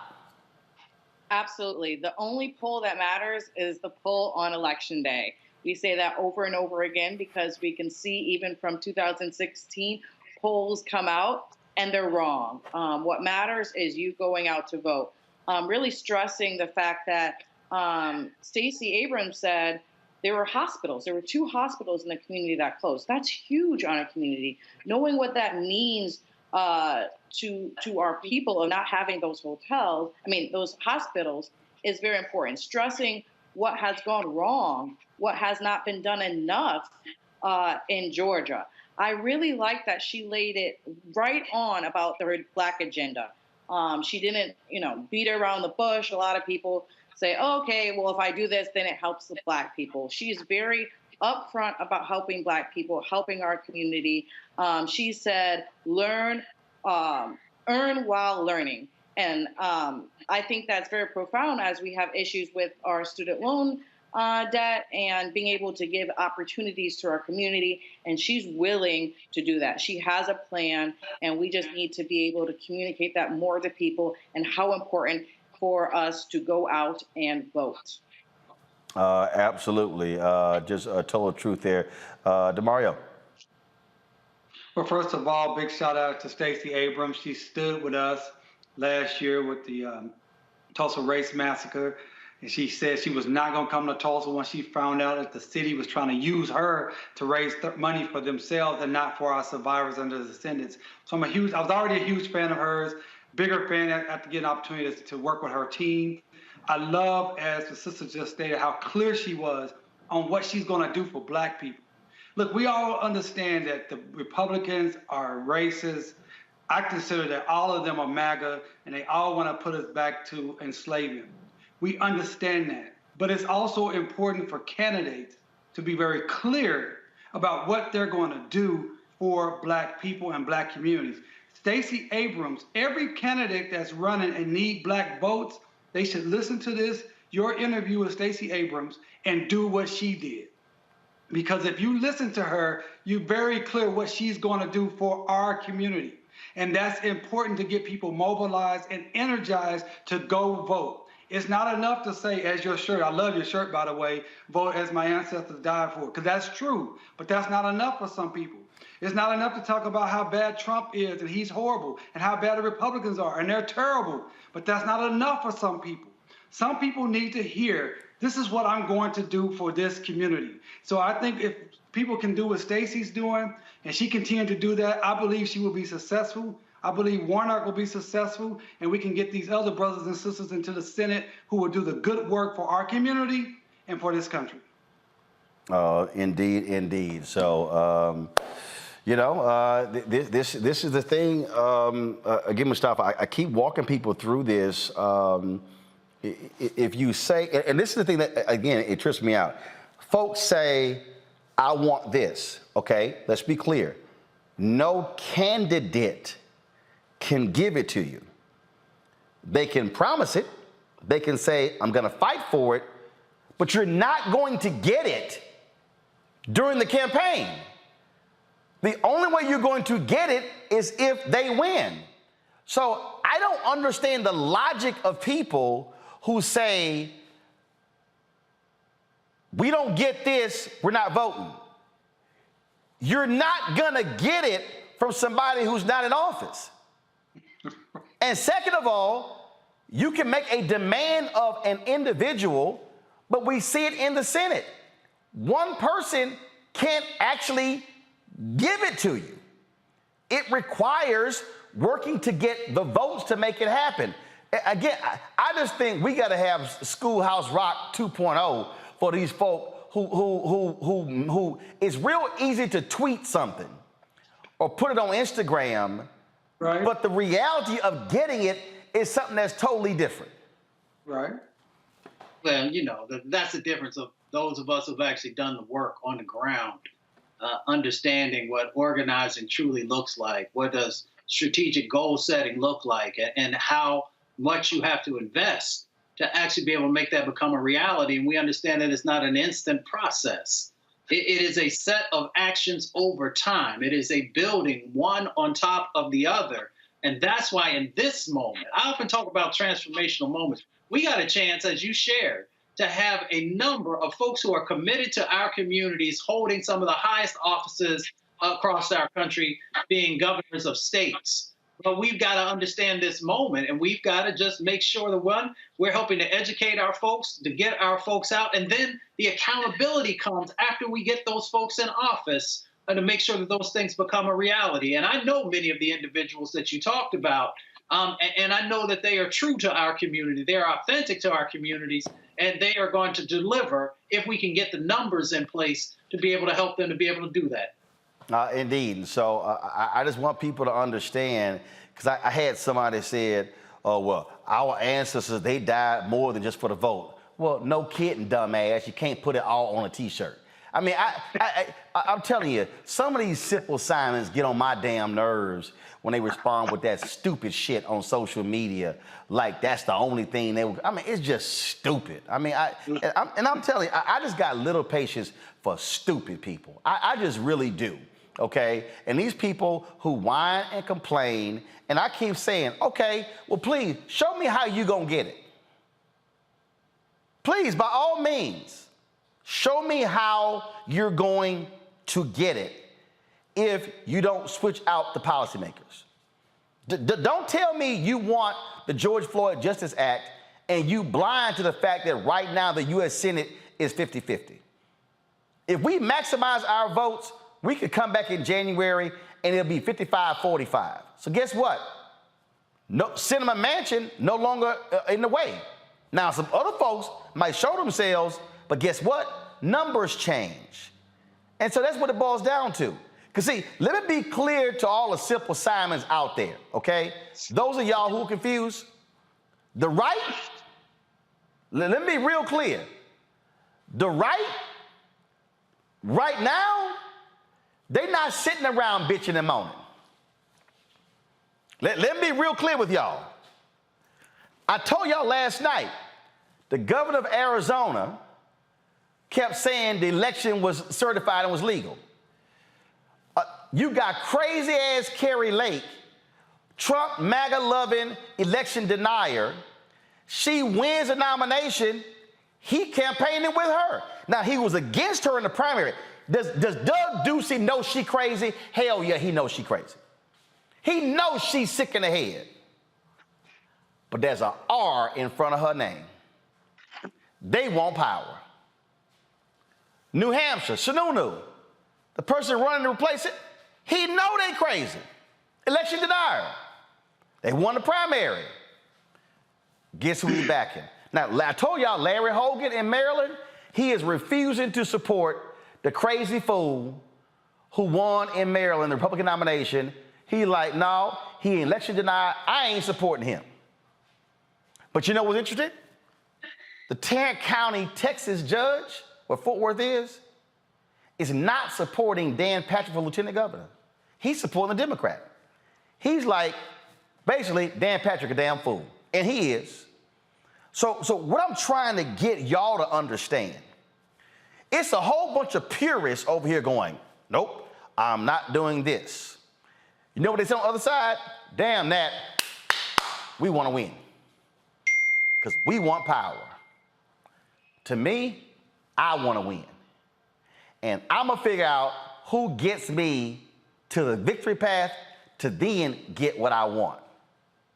And so a lot of y'all in Georgia, a lot of you brothers and sisters, you sitting around and you mad about Biden. Listen to me clearly. If y'all stay home and let dumbass Herschel Walker win, we are talking about one of the dumbest people ever to run for office. He makes Tommy Tuberville of Alabama look like a Rhodes Scholar. Herschel Walker could be the next U.S. Senator from Georgia. You know who can stop him? We can. Oh, we can stop him. We can take out Senator Ron Johnson in Wisconsin if we maximize our vote for Mandela Barnes.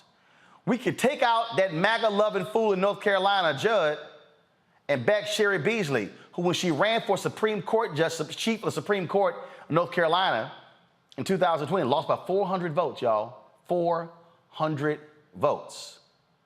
We could take out that fool Marco Rubio in Florida, supporting Representative Val Demings. What I'm trying to say is, I don't want to see on election night, when we're going to be here for 6 hours, and we see in the aftermath, black voter turnout was 52%, 48%. Nah, I want to see 80, 85. Y'all can write it down right now. If black voter turnout in Georgia and North Carolina, I'm talking about turnout, not a percentage of the turnout. I'm talking about a percentage of the eligible and registered voters. We hit 80 and 85%. First black woman in the United States Senate from North Carolina. She'll be there. Barnes will be there. Demings will be there. Warnock comes back. Booker already there. You know, I don't even count Tim Scott. But that's you will have 5 black Democratic senators in U.S. Senate. Don't let your vote sit at home. Don't do it. We come back, FBI. They had Aretha Franklin, the Queen, under surveillance. We're going to talk about that. Also, in our marketplace segment, Sheila Johnson, co-founder of BET, owner of Salamander Resorts, opens a new 5-star hotel in Washington, D.C. That's right. When y'all come to D.C., you can stay in a black-owned hotel. We'll show you Salamander Hotel when we come back. Roland Martin Unfiltered on the Black Star Network. Download the app, Apple phone, Apple TV, Android TV, Roku, Amazon Fire TV, Xbox One, Samsung Smart TV. Support us by joining our Bring the Funk fan club. See your check and money orders too. P.O. Box 57196, Washington, D.C. 20037-0196. Cash App, $RM Unfiltered. PayPal's R Martin Unfiltered. Venmo's RM Unfiltered. Zelle Roland at RolandSMartin.com. Roland at RolandMartinUnfiltered.com. We'll be right back.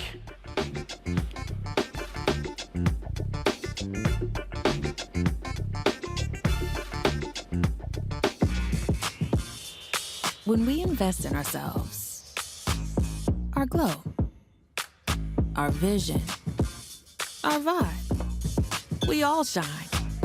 Together, we are black beyond measure. Hatred on the streets, a horrific scene, a white nationalist rally that descended into deadly violence. White people are losing their damn minds.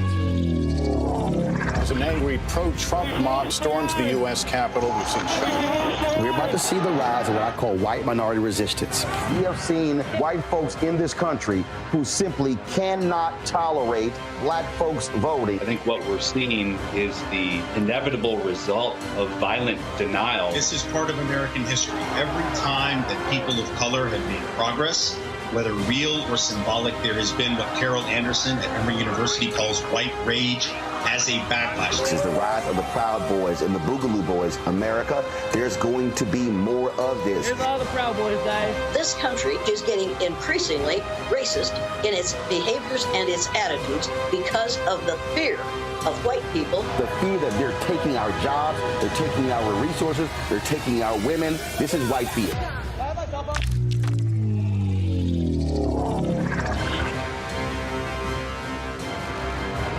Hi, I'm Dr. Jackie Hood Martin, and I have a question for you. Ever feel as if your life is teetering and the weight and pressure of the world is consistently on your shoulders? Well, let me tell you, living a balanced life isn't easy. Join me each Tuesday on Black Star Network for A Balanced Life with Dr. Jackie.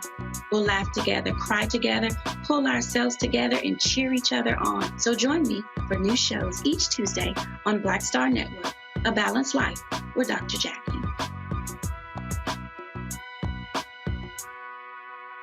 When we invest in ourselves, we all shine. Together, we are Black beyond measure. What's up, what's up? I'm Dr. Ricky Dillard, the choir master. Hey, yo, Peace World, what's going on? It's the Love King of R&B, Raheem Devon, and you're watching Roland Martin, Unfiltered.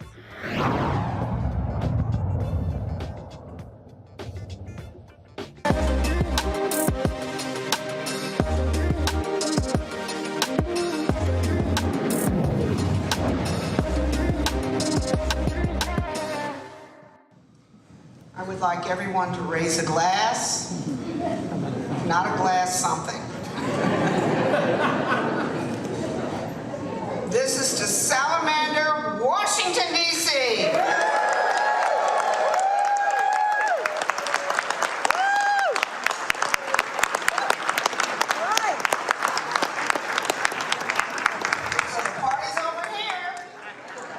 Folks, yesterday I was there right in D.C. with former Mandarin Oriental Hotel, where, of course, Sheila Johnson, she now owns that. You see it right there. It is now called Salamander. That's named after the, of course, the resort that she launched in Middleburg, Tennessee. Middleburg, Virginia, a few years ago. And she, of course, owns properties all across the country. You see those properties right there. This is her newest one. They are not just managing this, they also are controlling it. And it was a great opportunity to see the folks there, to see what she has done. Just an amazing job of what she's been able to contribute there. And so they had the band playing. Come on, y'all, let's hear some of that. They had the band playing, the people who were there and exciting. So Sheila, she talked about what she's doing, this being the third phase of her life, and how she's excited about this opportunity to own this latest luxury property here in the nation's capital. And here's what she had to say. Incredible. I can't thank all of you enough for being here. And Prem, thank you, and I want to thank everyone again for your attendance. Welcome to Salamander, Washington, D.C.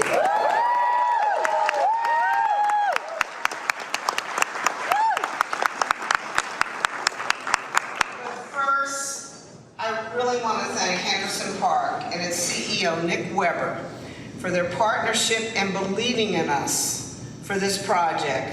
We will achieve great things together, and this is just the first. We know Henderson Park, no pressure. We know Henderson Park shares our love for Washington, D.C. and our desire to create a special destination hotel. Now, to our speakers today, Mayor Bowser and Jason Wright, thank you for your time and words. I know the mayor's here. Jason, where are you? Oh, I got you.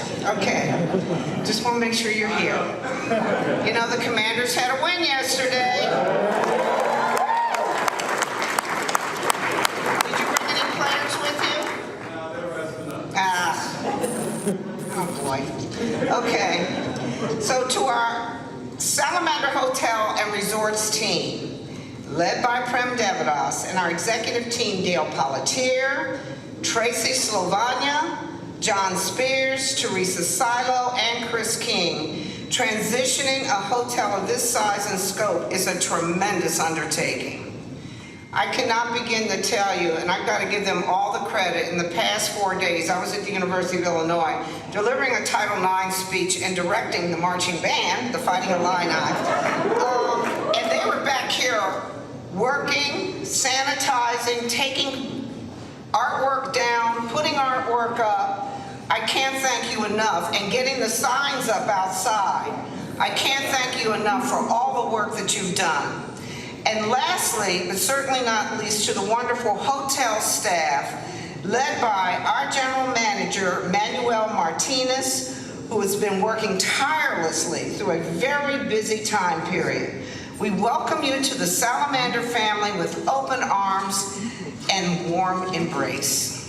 Now, this year marks the 50th anniversary of me conducting business in Washington, D.C. And I can't think of anything more benefiting than celebrating the launch of this property with you. We're delighted to bring Salamander's welcoming and diverse style of luxury hospitality to the nation's capital. Now, many of you have heard this story, but I am in the third act of my life. The first act, since 1972, I was a teacher. I taught at Sidwell Friends, and also then started Young Strings in Action, an orchestra that went to the Middle East, that we became ambassadors to Jordan. And then Act Two, of course, during that time, also starting DC Cable, bringing cable television to DC, and then Black Entertainment Television.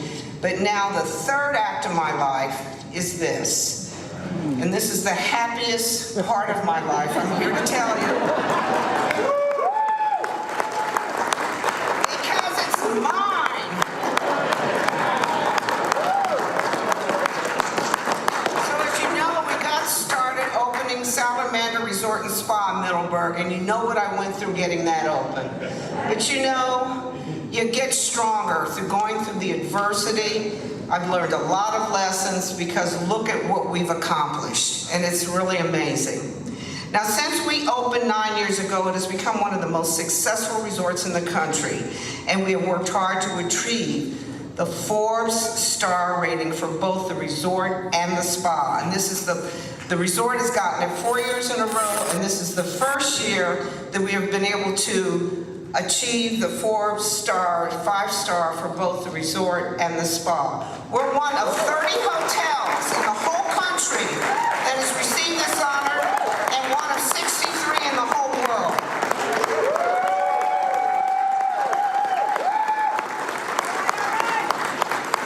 And what we have done, we've been able to create the Middleburg Film Festival that is going into its 10th year. And we've had our second year of the family reunion, which will continue. But all of this programming, we're going to bring a little bit of that here to Washington, D.C., because we want to really put together the town and country feel. So what you see here is just the beginning. Wait till you see what we have ahead of us. We have already are developing these synergies between the two properties for the benefit of many of our loyal guests, including, as I said, town and country packages. Additionally, over the past decade, we have grown into one of the top hotel brands in the world, recently gaining recognition from both Travel and Leisure and USA Today. We now have properties in iconic locations, of course, Middleburg, Aspen, we have Aspen Meadows, the Aspen Institute, Charleston, the Hotel Bennett, Tampa Bay, Innisbrook, Golf Resort, we're part of the PGA Tour, the Valspar Tournament, Jamaica, Half Moon, Anguilla, the Aurora Hotel in Anguilla, and now Washington, D.C. But I've already got so many other connections to D.C., as several of you know. You know, I'm vice chairman and president and managing partner of Monumental Sports, but I also want to call out, where are my two players? Some of the players showed up today. Where's Tiana Hawkins? Where are you? Oh, there she is, a nice tall woman over here. And Shatori Walker, there she is.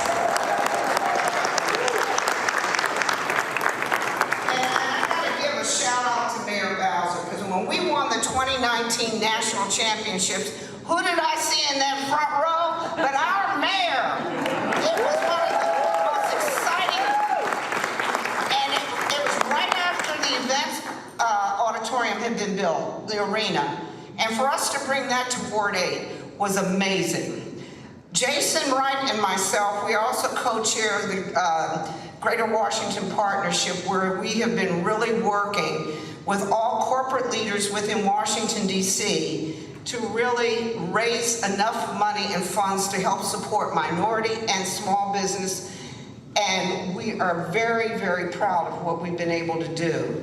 Jason, am I right? We raised $4.75 billion that's going to go across the country over the next 5 years.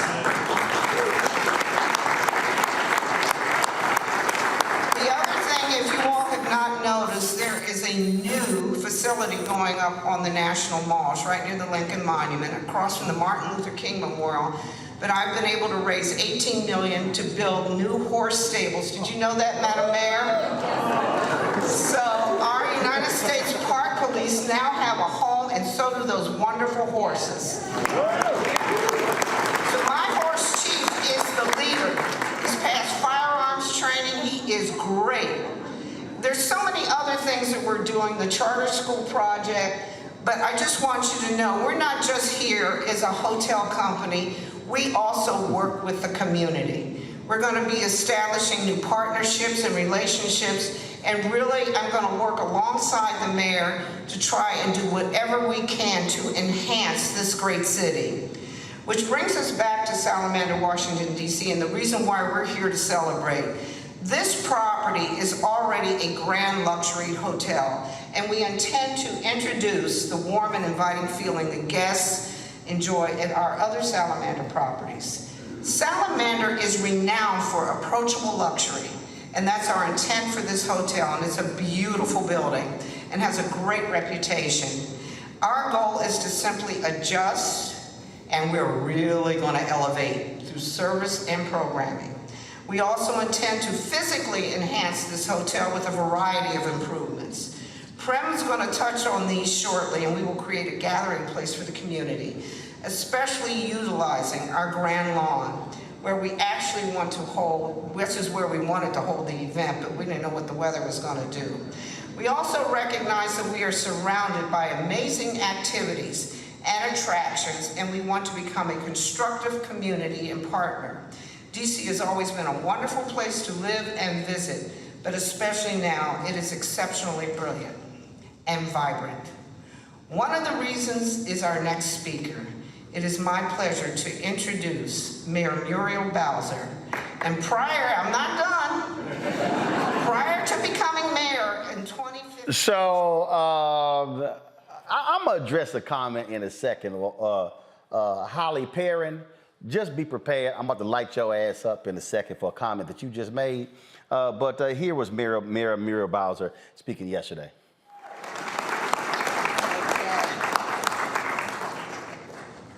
Everybody give a big round of applause to Sheila Johnson. Let's give a DC welcome home to Sheila Johnson. And we are so excited for our city to have a businesswoman of Sheila's caliber invest in Washington, D.C.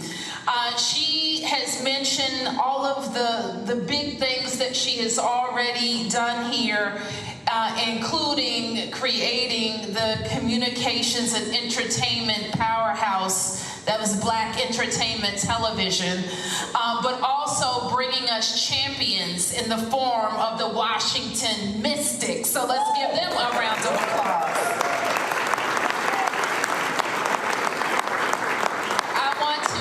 Congratulate her team at Salamander, the Henderson Partnership for acquiring the Mandarin Oriental DC and adding it to your international portfolio of luxury hotels and resorts. I'm speaking on behalf of my entire administration, 700,000 Washingtonians and millions of people from around the world to come to visit Washington, D.C.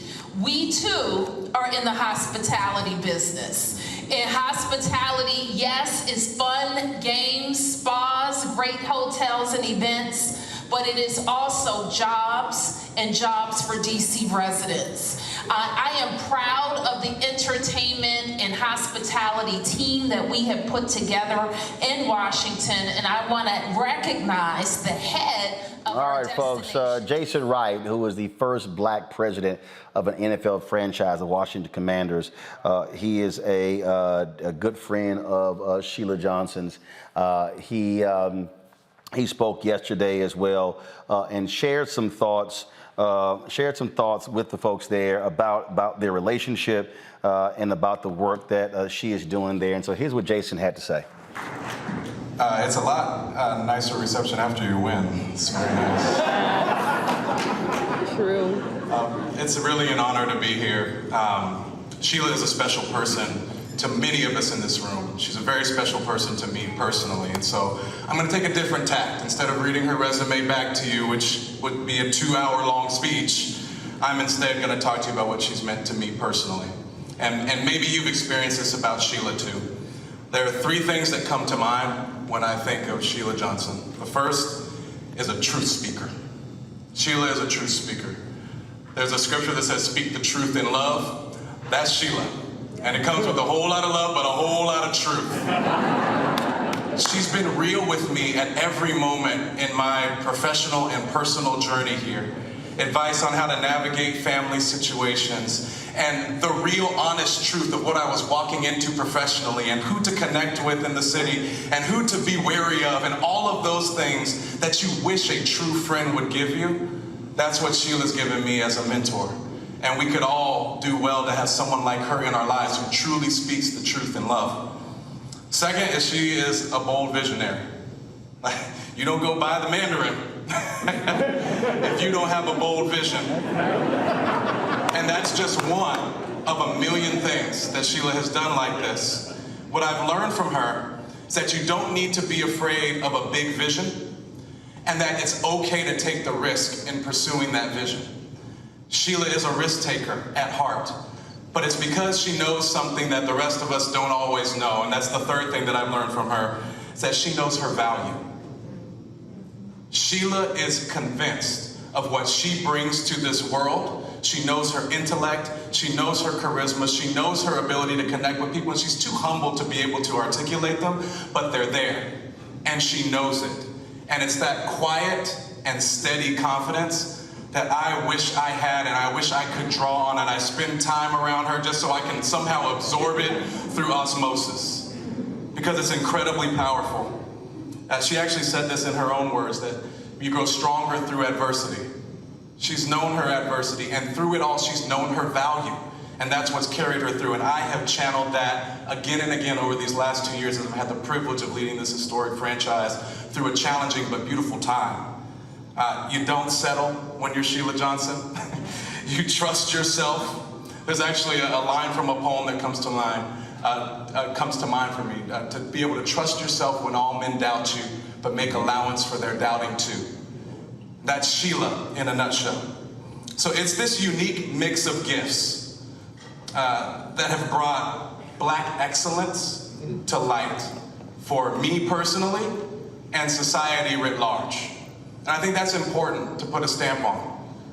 Because whether it's BET Tonight, to the Aspen Institute, to now the Salamander DC, she's led business ventures that feature Black talent, and they somehow reach the highest levels of both social relevance and luxury at the same time, connecting to every person and the fancy pants people that we are in this room here today in an equally powerful manner. And it's a special gift that she has. Somehow she's able to create this sense of luxury and family at the same time. Hear, hear. And it's a magical gift that Sheila has. That is worth a round of applause.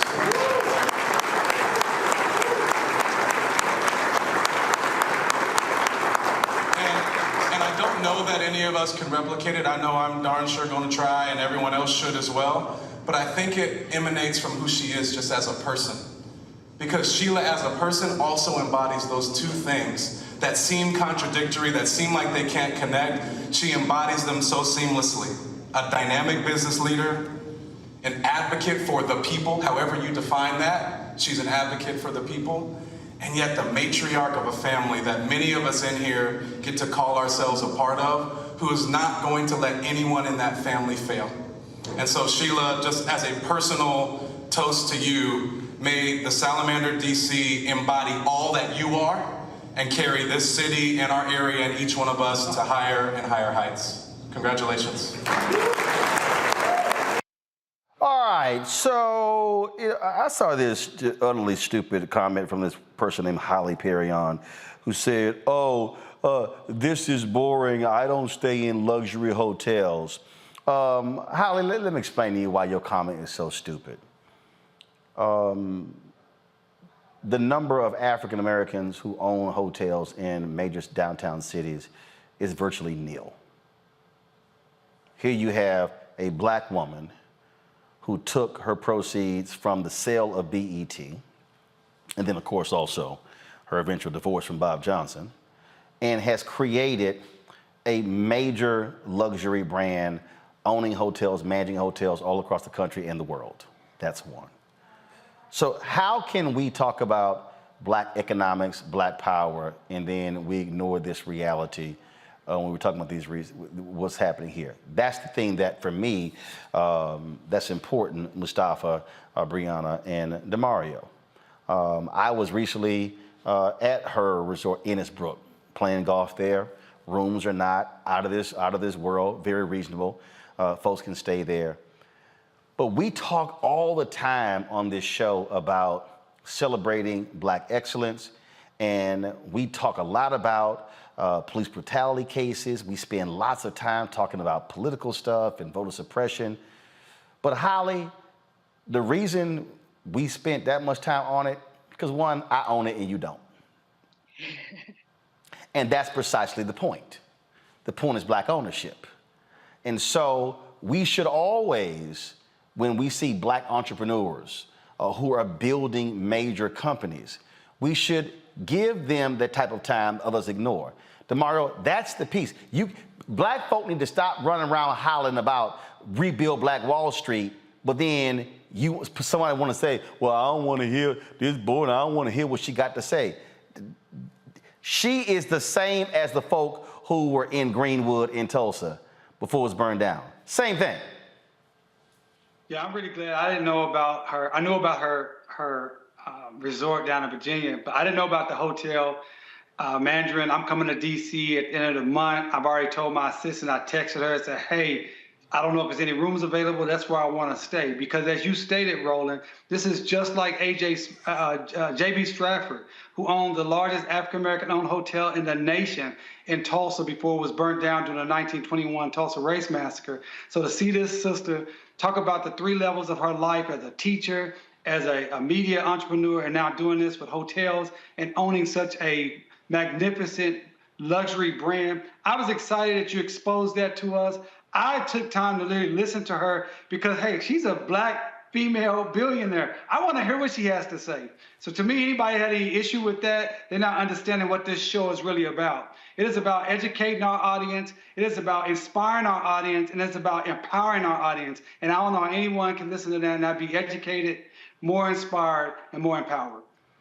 Brianna. Yes, I absolutely love to see the success of Sheila Johnson. I did not know that it converted to the Salamander. I love the Mandarin. I love their spa. Now that this is owned by a black woman, it's phenomenal. And now all she needs to do is start buying up the Trump hotels and starting with Mar-a-Lago. I just hope she keeps on going. And I'm actually same at the end of this month for CBC coming to DC, and I am so excited to check it out soon. Mustafa?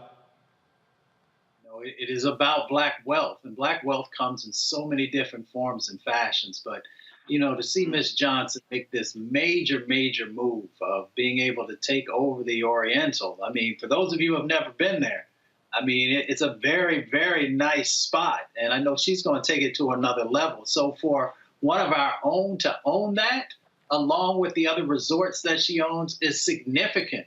And it is also helping us to have a blueprint on how we can actually acquire wealth in this country and then utilize it to continue to uplift our people in so many different forms and fashions. If you know Miss Johnson's story, it ain't just about, living, hotsy-totsy or whatever the words are that people use. It is really about making sure that we're building wealth inside of our communities and then exponentially growing that out and helping others to understand not what the blueprint is. I should have said the green print. There you go. That's what it boils down to. DeMario, Brianna, Mustafa, I so appreciate it. Thanks for joining us on the panel this week. Y'all hold tight 1 second. DeMario, go ahead. I just wanted to see when we're going to talk about Texas A&M getting beat by Appalachian State at home. Easy. We not, because we don't cover sports. But what we can talk about is that dusty, crusty school you went to, OU, out there in the hinterlands in the country there in Oklahoma. But when we come, and we can talk about your football team being the only NFL team not to score a touchdown on Sunday.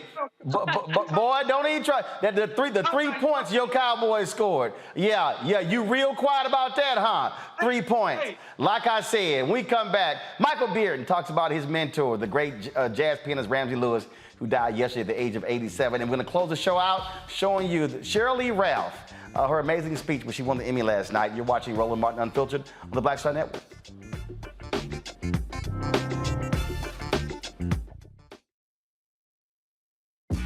When we invest in ourselves, we're investing in what's next for all of us. Growing, creating, making moves that move us all forward. Together, we are Black beyond measure. Folks, Black Star Network is here. Oh, no punches! I'm real revolutionary right now. Support this man, Black Media. He makes sure that our stories are told. Thank you for being the voice of Black America, Roland. Stay black. I love y'all. All momentum we have now, we have to keep this going. The video looks phenomenal. See, this difference between Black Star Network and Black-owned media and something like CNN. You can't be Black-owned media and be scared. It's time to be smart. Bring your eyeballs home. You dig?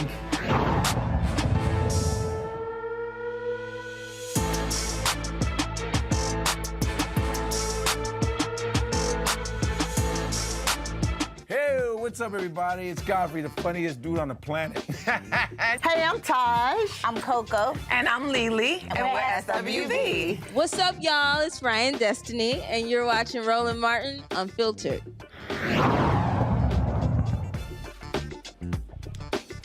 Music lovers were sad yesterday. We got the news that Ramsey Lewis, the jazz pianist, amazing man who tickled those keys, died in his sleep in Chicago. He was 87 years old.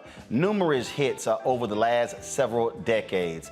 Always a cool character, someone who was impressive with the piano, but also playing with other artists as well and inspiring a whole new generation of folks, including my next guest, music director Michael Bearden. Michael, he was one of the first comments yesterday on my Instagram page when I announced the death of Ramsey Lewis. And Michael, you shared the personal connection that you had with him as someone who was your mentor. Yeah, thanks to having me on again. I always love coming on with you, Roland. Yeah, Ram, as we called him, was a personal mentor of mine when I was still in high school. I knew his sons, Kevin and Kelly. Kelly actually was my friend in high school, and we had like a little band together. So that's how I even met Ram. And then I would go over to his house. And one day I sat down and played his piano, and I didn't know nobody was supposed to play his piano. So he came running downstairs like, "Who's playing my piano?" And it was me, and I was like, "Oh, I'm sorry, Mr. Lewis." And he was like, sit there for a minute. Let me see what you do. And so that's like my introduction to Ramsey Lewis. Wow, you playing a man's piano? Yeah, like I didn't know it was a rule in the house that nobody was to touch Ramsey Lewis's piano. And so, as I was waiting for Kelly to come to meet me, I guess we were going to go downstairs in the basement or whatever. I just sat down and played the piano because I didn't know about the rule. And Ramsey came downstairs like, what? Who's playing my piano? And but we struck up a friendship then, and he gave me so many pointers, not only just piano, but just music and how to navigate this business. And Ram, if as you watch and I'm looking at these clips, he was always elegant, always put together. He had a guy named Dennis who used to, I think Dennis has passed away now as well. But Dennis he wasn't like his valet. He was just like road manager, I guess, but they always had a steamer and all these, things in the dressing room to just make sure that he was always looking great when he hit that stage. And that's just how Ramsey lived his life. He was always elegant, always graceful, always dignified. And you can even hear it when he plays. And so that's what I mostly learned from Ram. You talked about, again, those lessons learned. And the reality is, what really jumped out at me, teaching you the inner workings and the intricacies of music. Yes, there's so many stories I have. So after I graduated and then went on to just navigate my way into the business, I was on a tour where I was actually Angela Bofield's music director, a name from the past. And we were on the same tour. I guess they had the same agent. So we would play all these rooms, elegant rooms. And, certain times, like even before I got to that point, I was playing with Ramsey and I was just playing keyboards alongside of him. And, he just leaned over on the piano. Shut up, you too loud. Did you hear the singer coming in? Like stuff like that, like, get down. And so, I can't even think of all the stories and all the things that I just learned about just being on time, stage, getting to the stage on time. And if you're there when the time was, you're too late. So you got to be before. It was just so many lessons and so many intricacies, as you say, about the music business. When it comes to the work, he didn't just focus on jazz. He impacted folks in so many other areas of music. Yeah, some of his biggest hits were gospel things. Like "Wade in the Water" was a really, really big thing. Obviously, a lot of people know him from, the In Crowd or with his famous Ramsey Lewis trio. I think that what I loved most about Ram was because he was so not just focused on one style of music, and that was the thing that resonated with me as a kid. Because when you're young, you don't want to play your father and your mother's music, your parents' music, and so. But he embraced electric keyboards, Rhodes, and as well as Herbie Hancock and Quincy Jones. And I think it was just a thing in Chicago where everybody just was, really into just not just being one thing. And so, Ramsey definitely was the epitome of that as well. And he was someone who performed until the end. Yeah, I think the last time I saw Ram was, I just was in New York. I happened to be there with somebody. And I was walking in the Village and I just walked past the Blue Note and it said, "Tonight, Ramsey Lewis." So I just walked in, no tickets, none of that. And I was just like, I just want to go say hi to Ram. And I went in and he was like still in another part of the dressing room. But, the band, obviously, they're really good friends of mine that came up with me in Chicago. And when he came out, he was just like, "Oh, my goodness, look what the cat dragged in." And, I think I actually posted a photo of that when we were in this dressing room. And that was the last time I spoke to him, and he was really proud of what I had accomplished musically in the business. And, I think when I met him, I was 15, 16, maybe. So, to be able to do what I've done in the business so far and to have a mentor and, somebody who just pushed me out there and, showed me things. One thing he got on me about was like, your right hand is good, young man. You need to develop your left hand. Things like that, just like little subtle things in his way that he did. So I'm holding on to the fact that he told me that he was proud. That's like literally the last thing he said to me.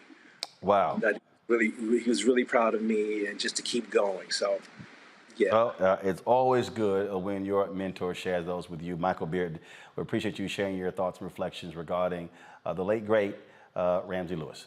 Thank you for having me, Roland. I always appreciate you. Yes, sir. Thanks a bunch. Yes, sir. Folks, last night, Shirley Ralph stole the show at the Emmys when she won for her role in Abbott Elementary. Folks, it was an amazing speech that she gave. Folks are still talking about it. Here's that moment.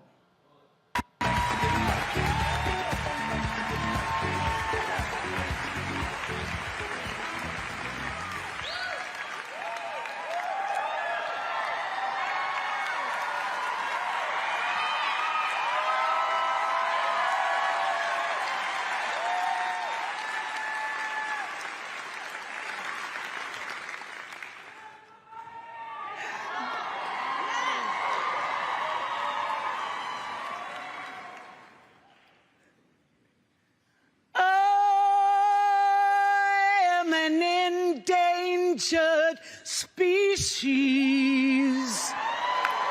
but I sing no victim song. I am a woman, I am an artist, and I know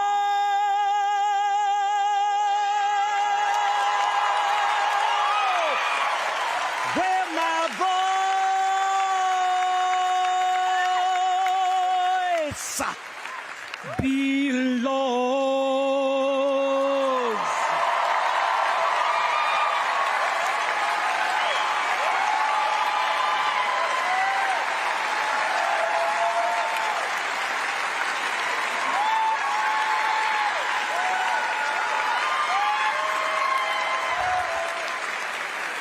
To anyone who has ever had a dream and thought your dream wouldn't, couldn't come true, I am here to tell you that this is what believing looks like. This is what striving looks like. And don't you ever give up on you, because if you get a Quinta Brunson in your corner, if you get a husband like mine in your corner, if you get children like mine in your corner, and if you've got friends like everybody who voted for me, cheered for me, love me, thank you, thank you.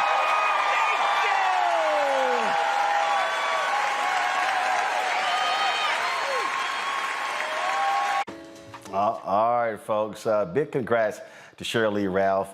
Shout out to her husband, Pennsylvania Senator Vincent Hughes. They had a grand time last night, and she is absolutely on a high. So we look forward to having her on the show soon. Folks, that is it for us. We appreciate all of you for joining us today. Don't forget, download the Black Star Network app, Apple phone, Android phone, Apple TV, Android TV, Roku, Amazon Fire TV, Xbox One, Samsung Smart TV. And of course, please join our Bring the Funk fan club. Your dollars make it possible for us to do what we do right here. And so our goal is to get 20,000 of our fans every year, contributing on average $50 each. That's $4.19 a month, 13 cents a day.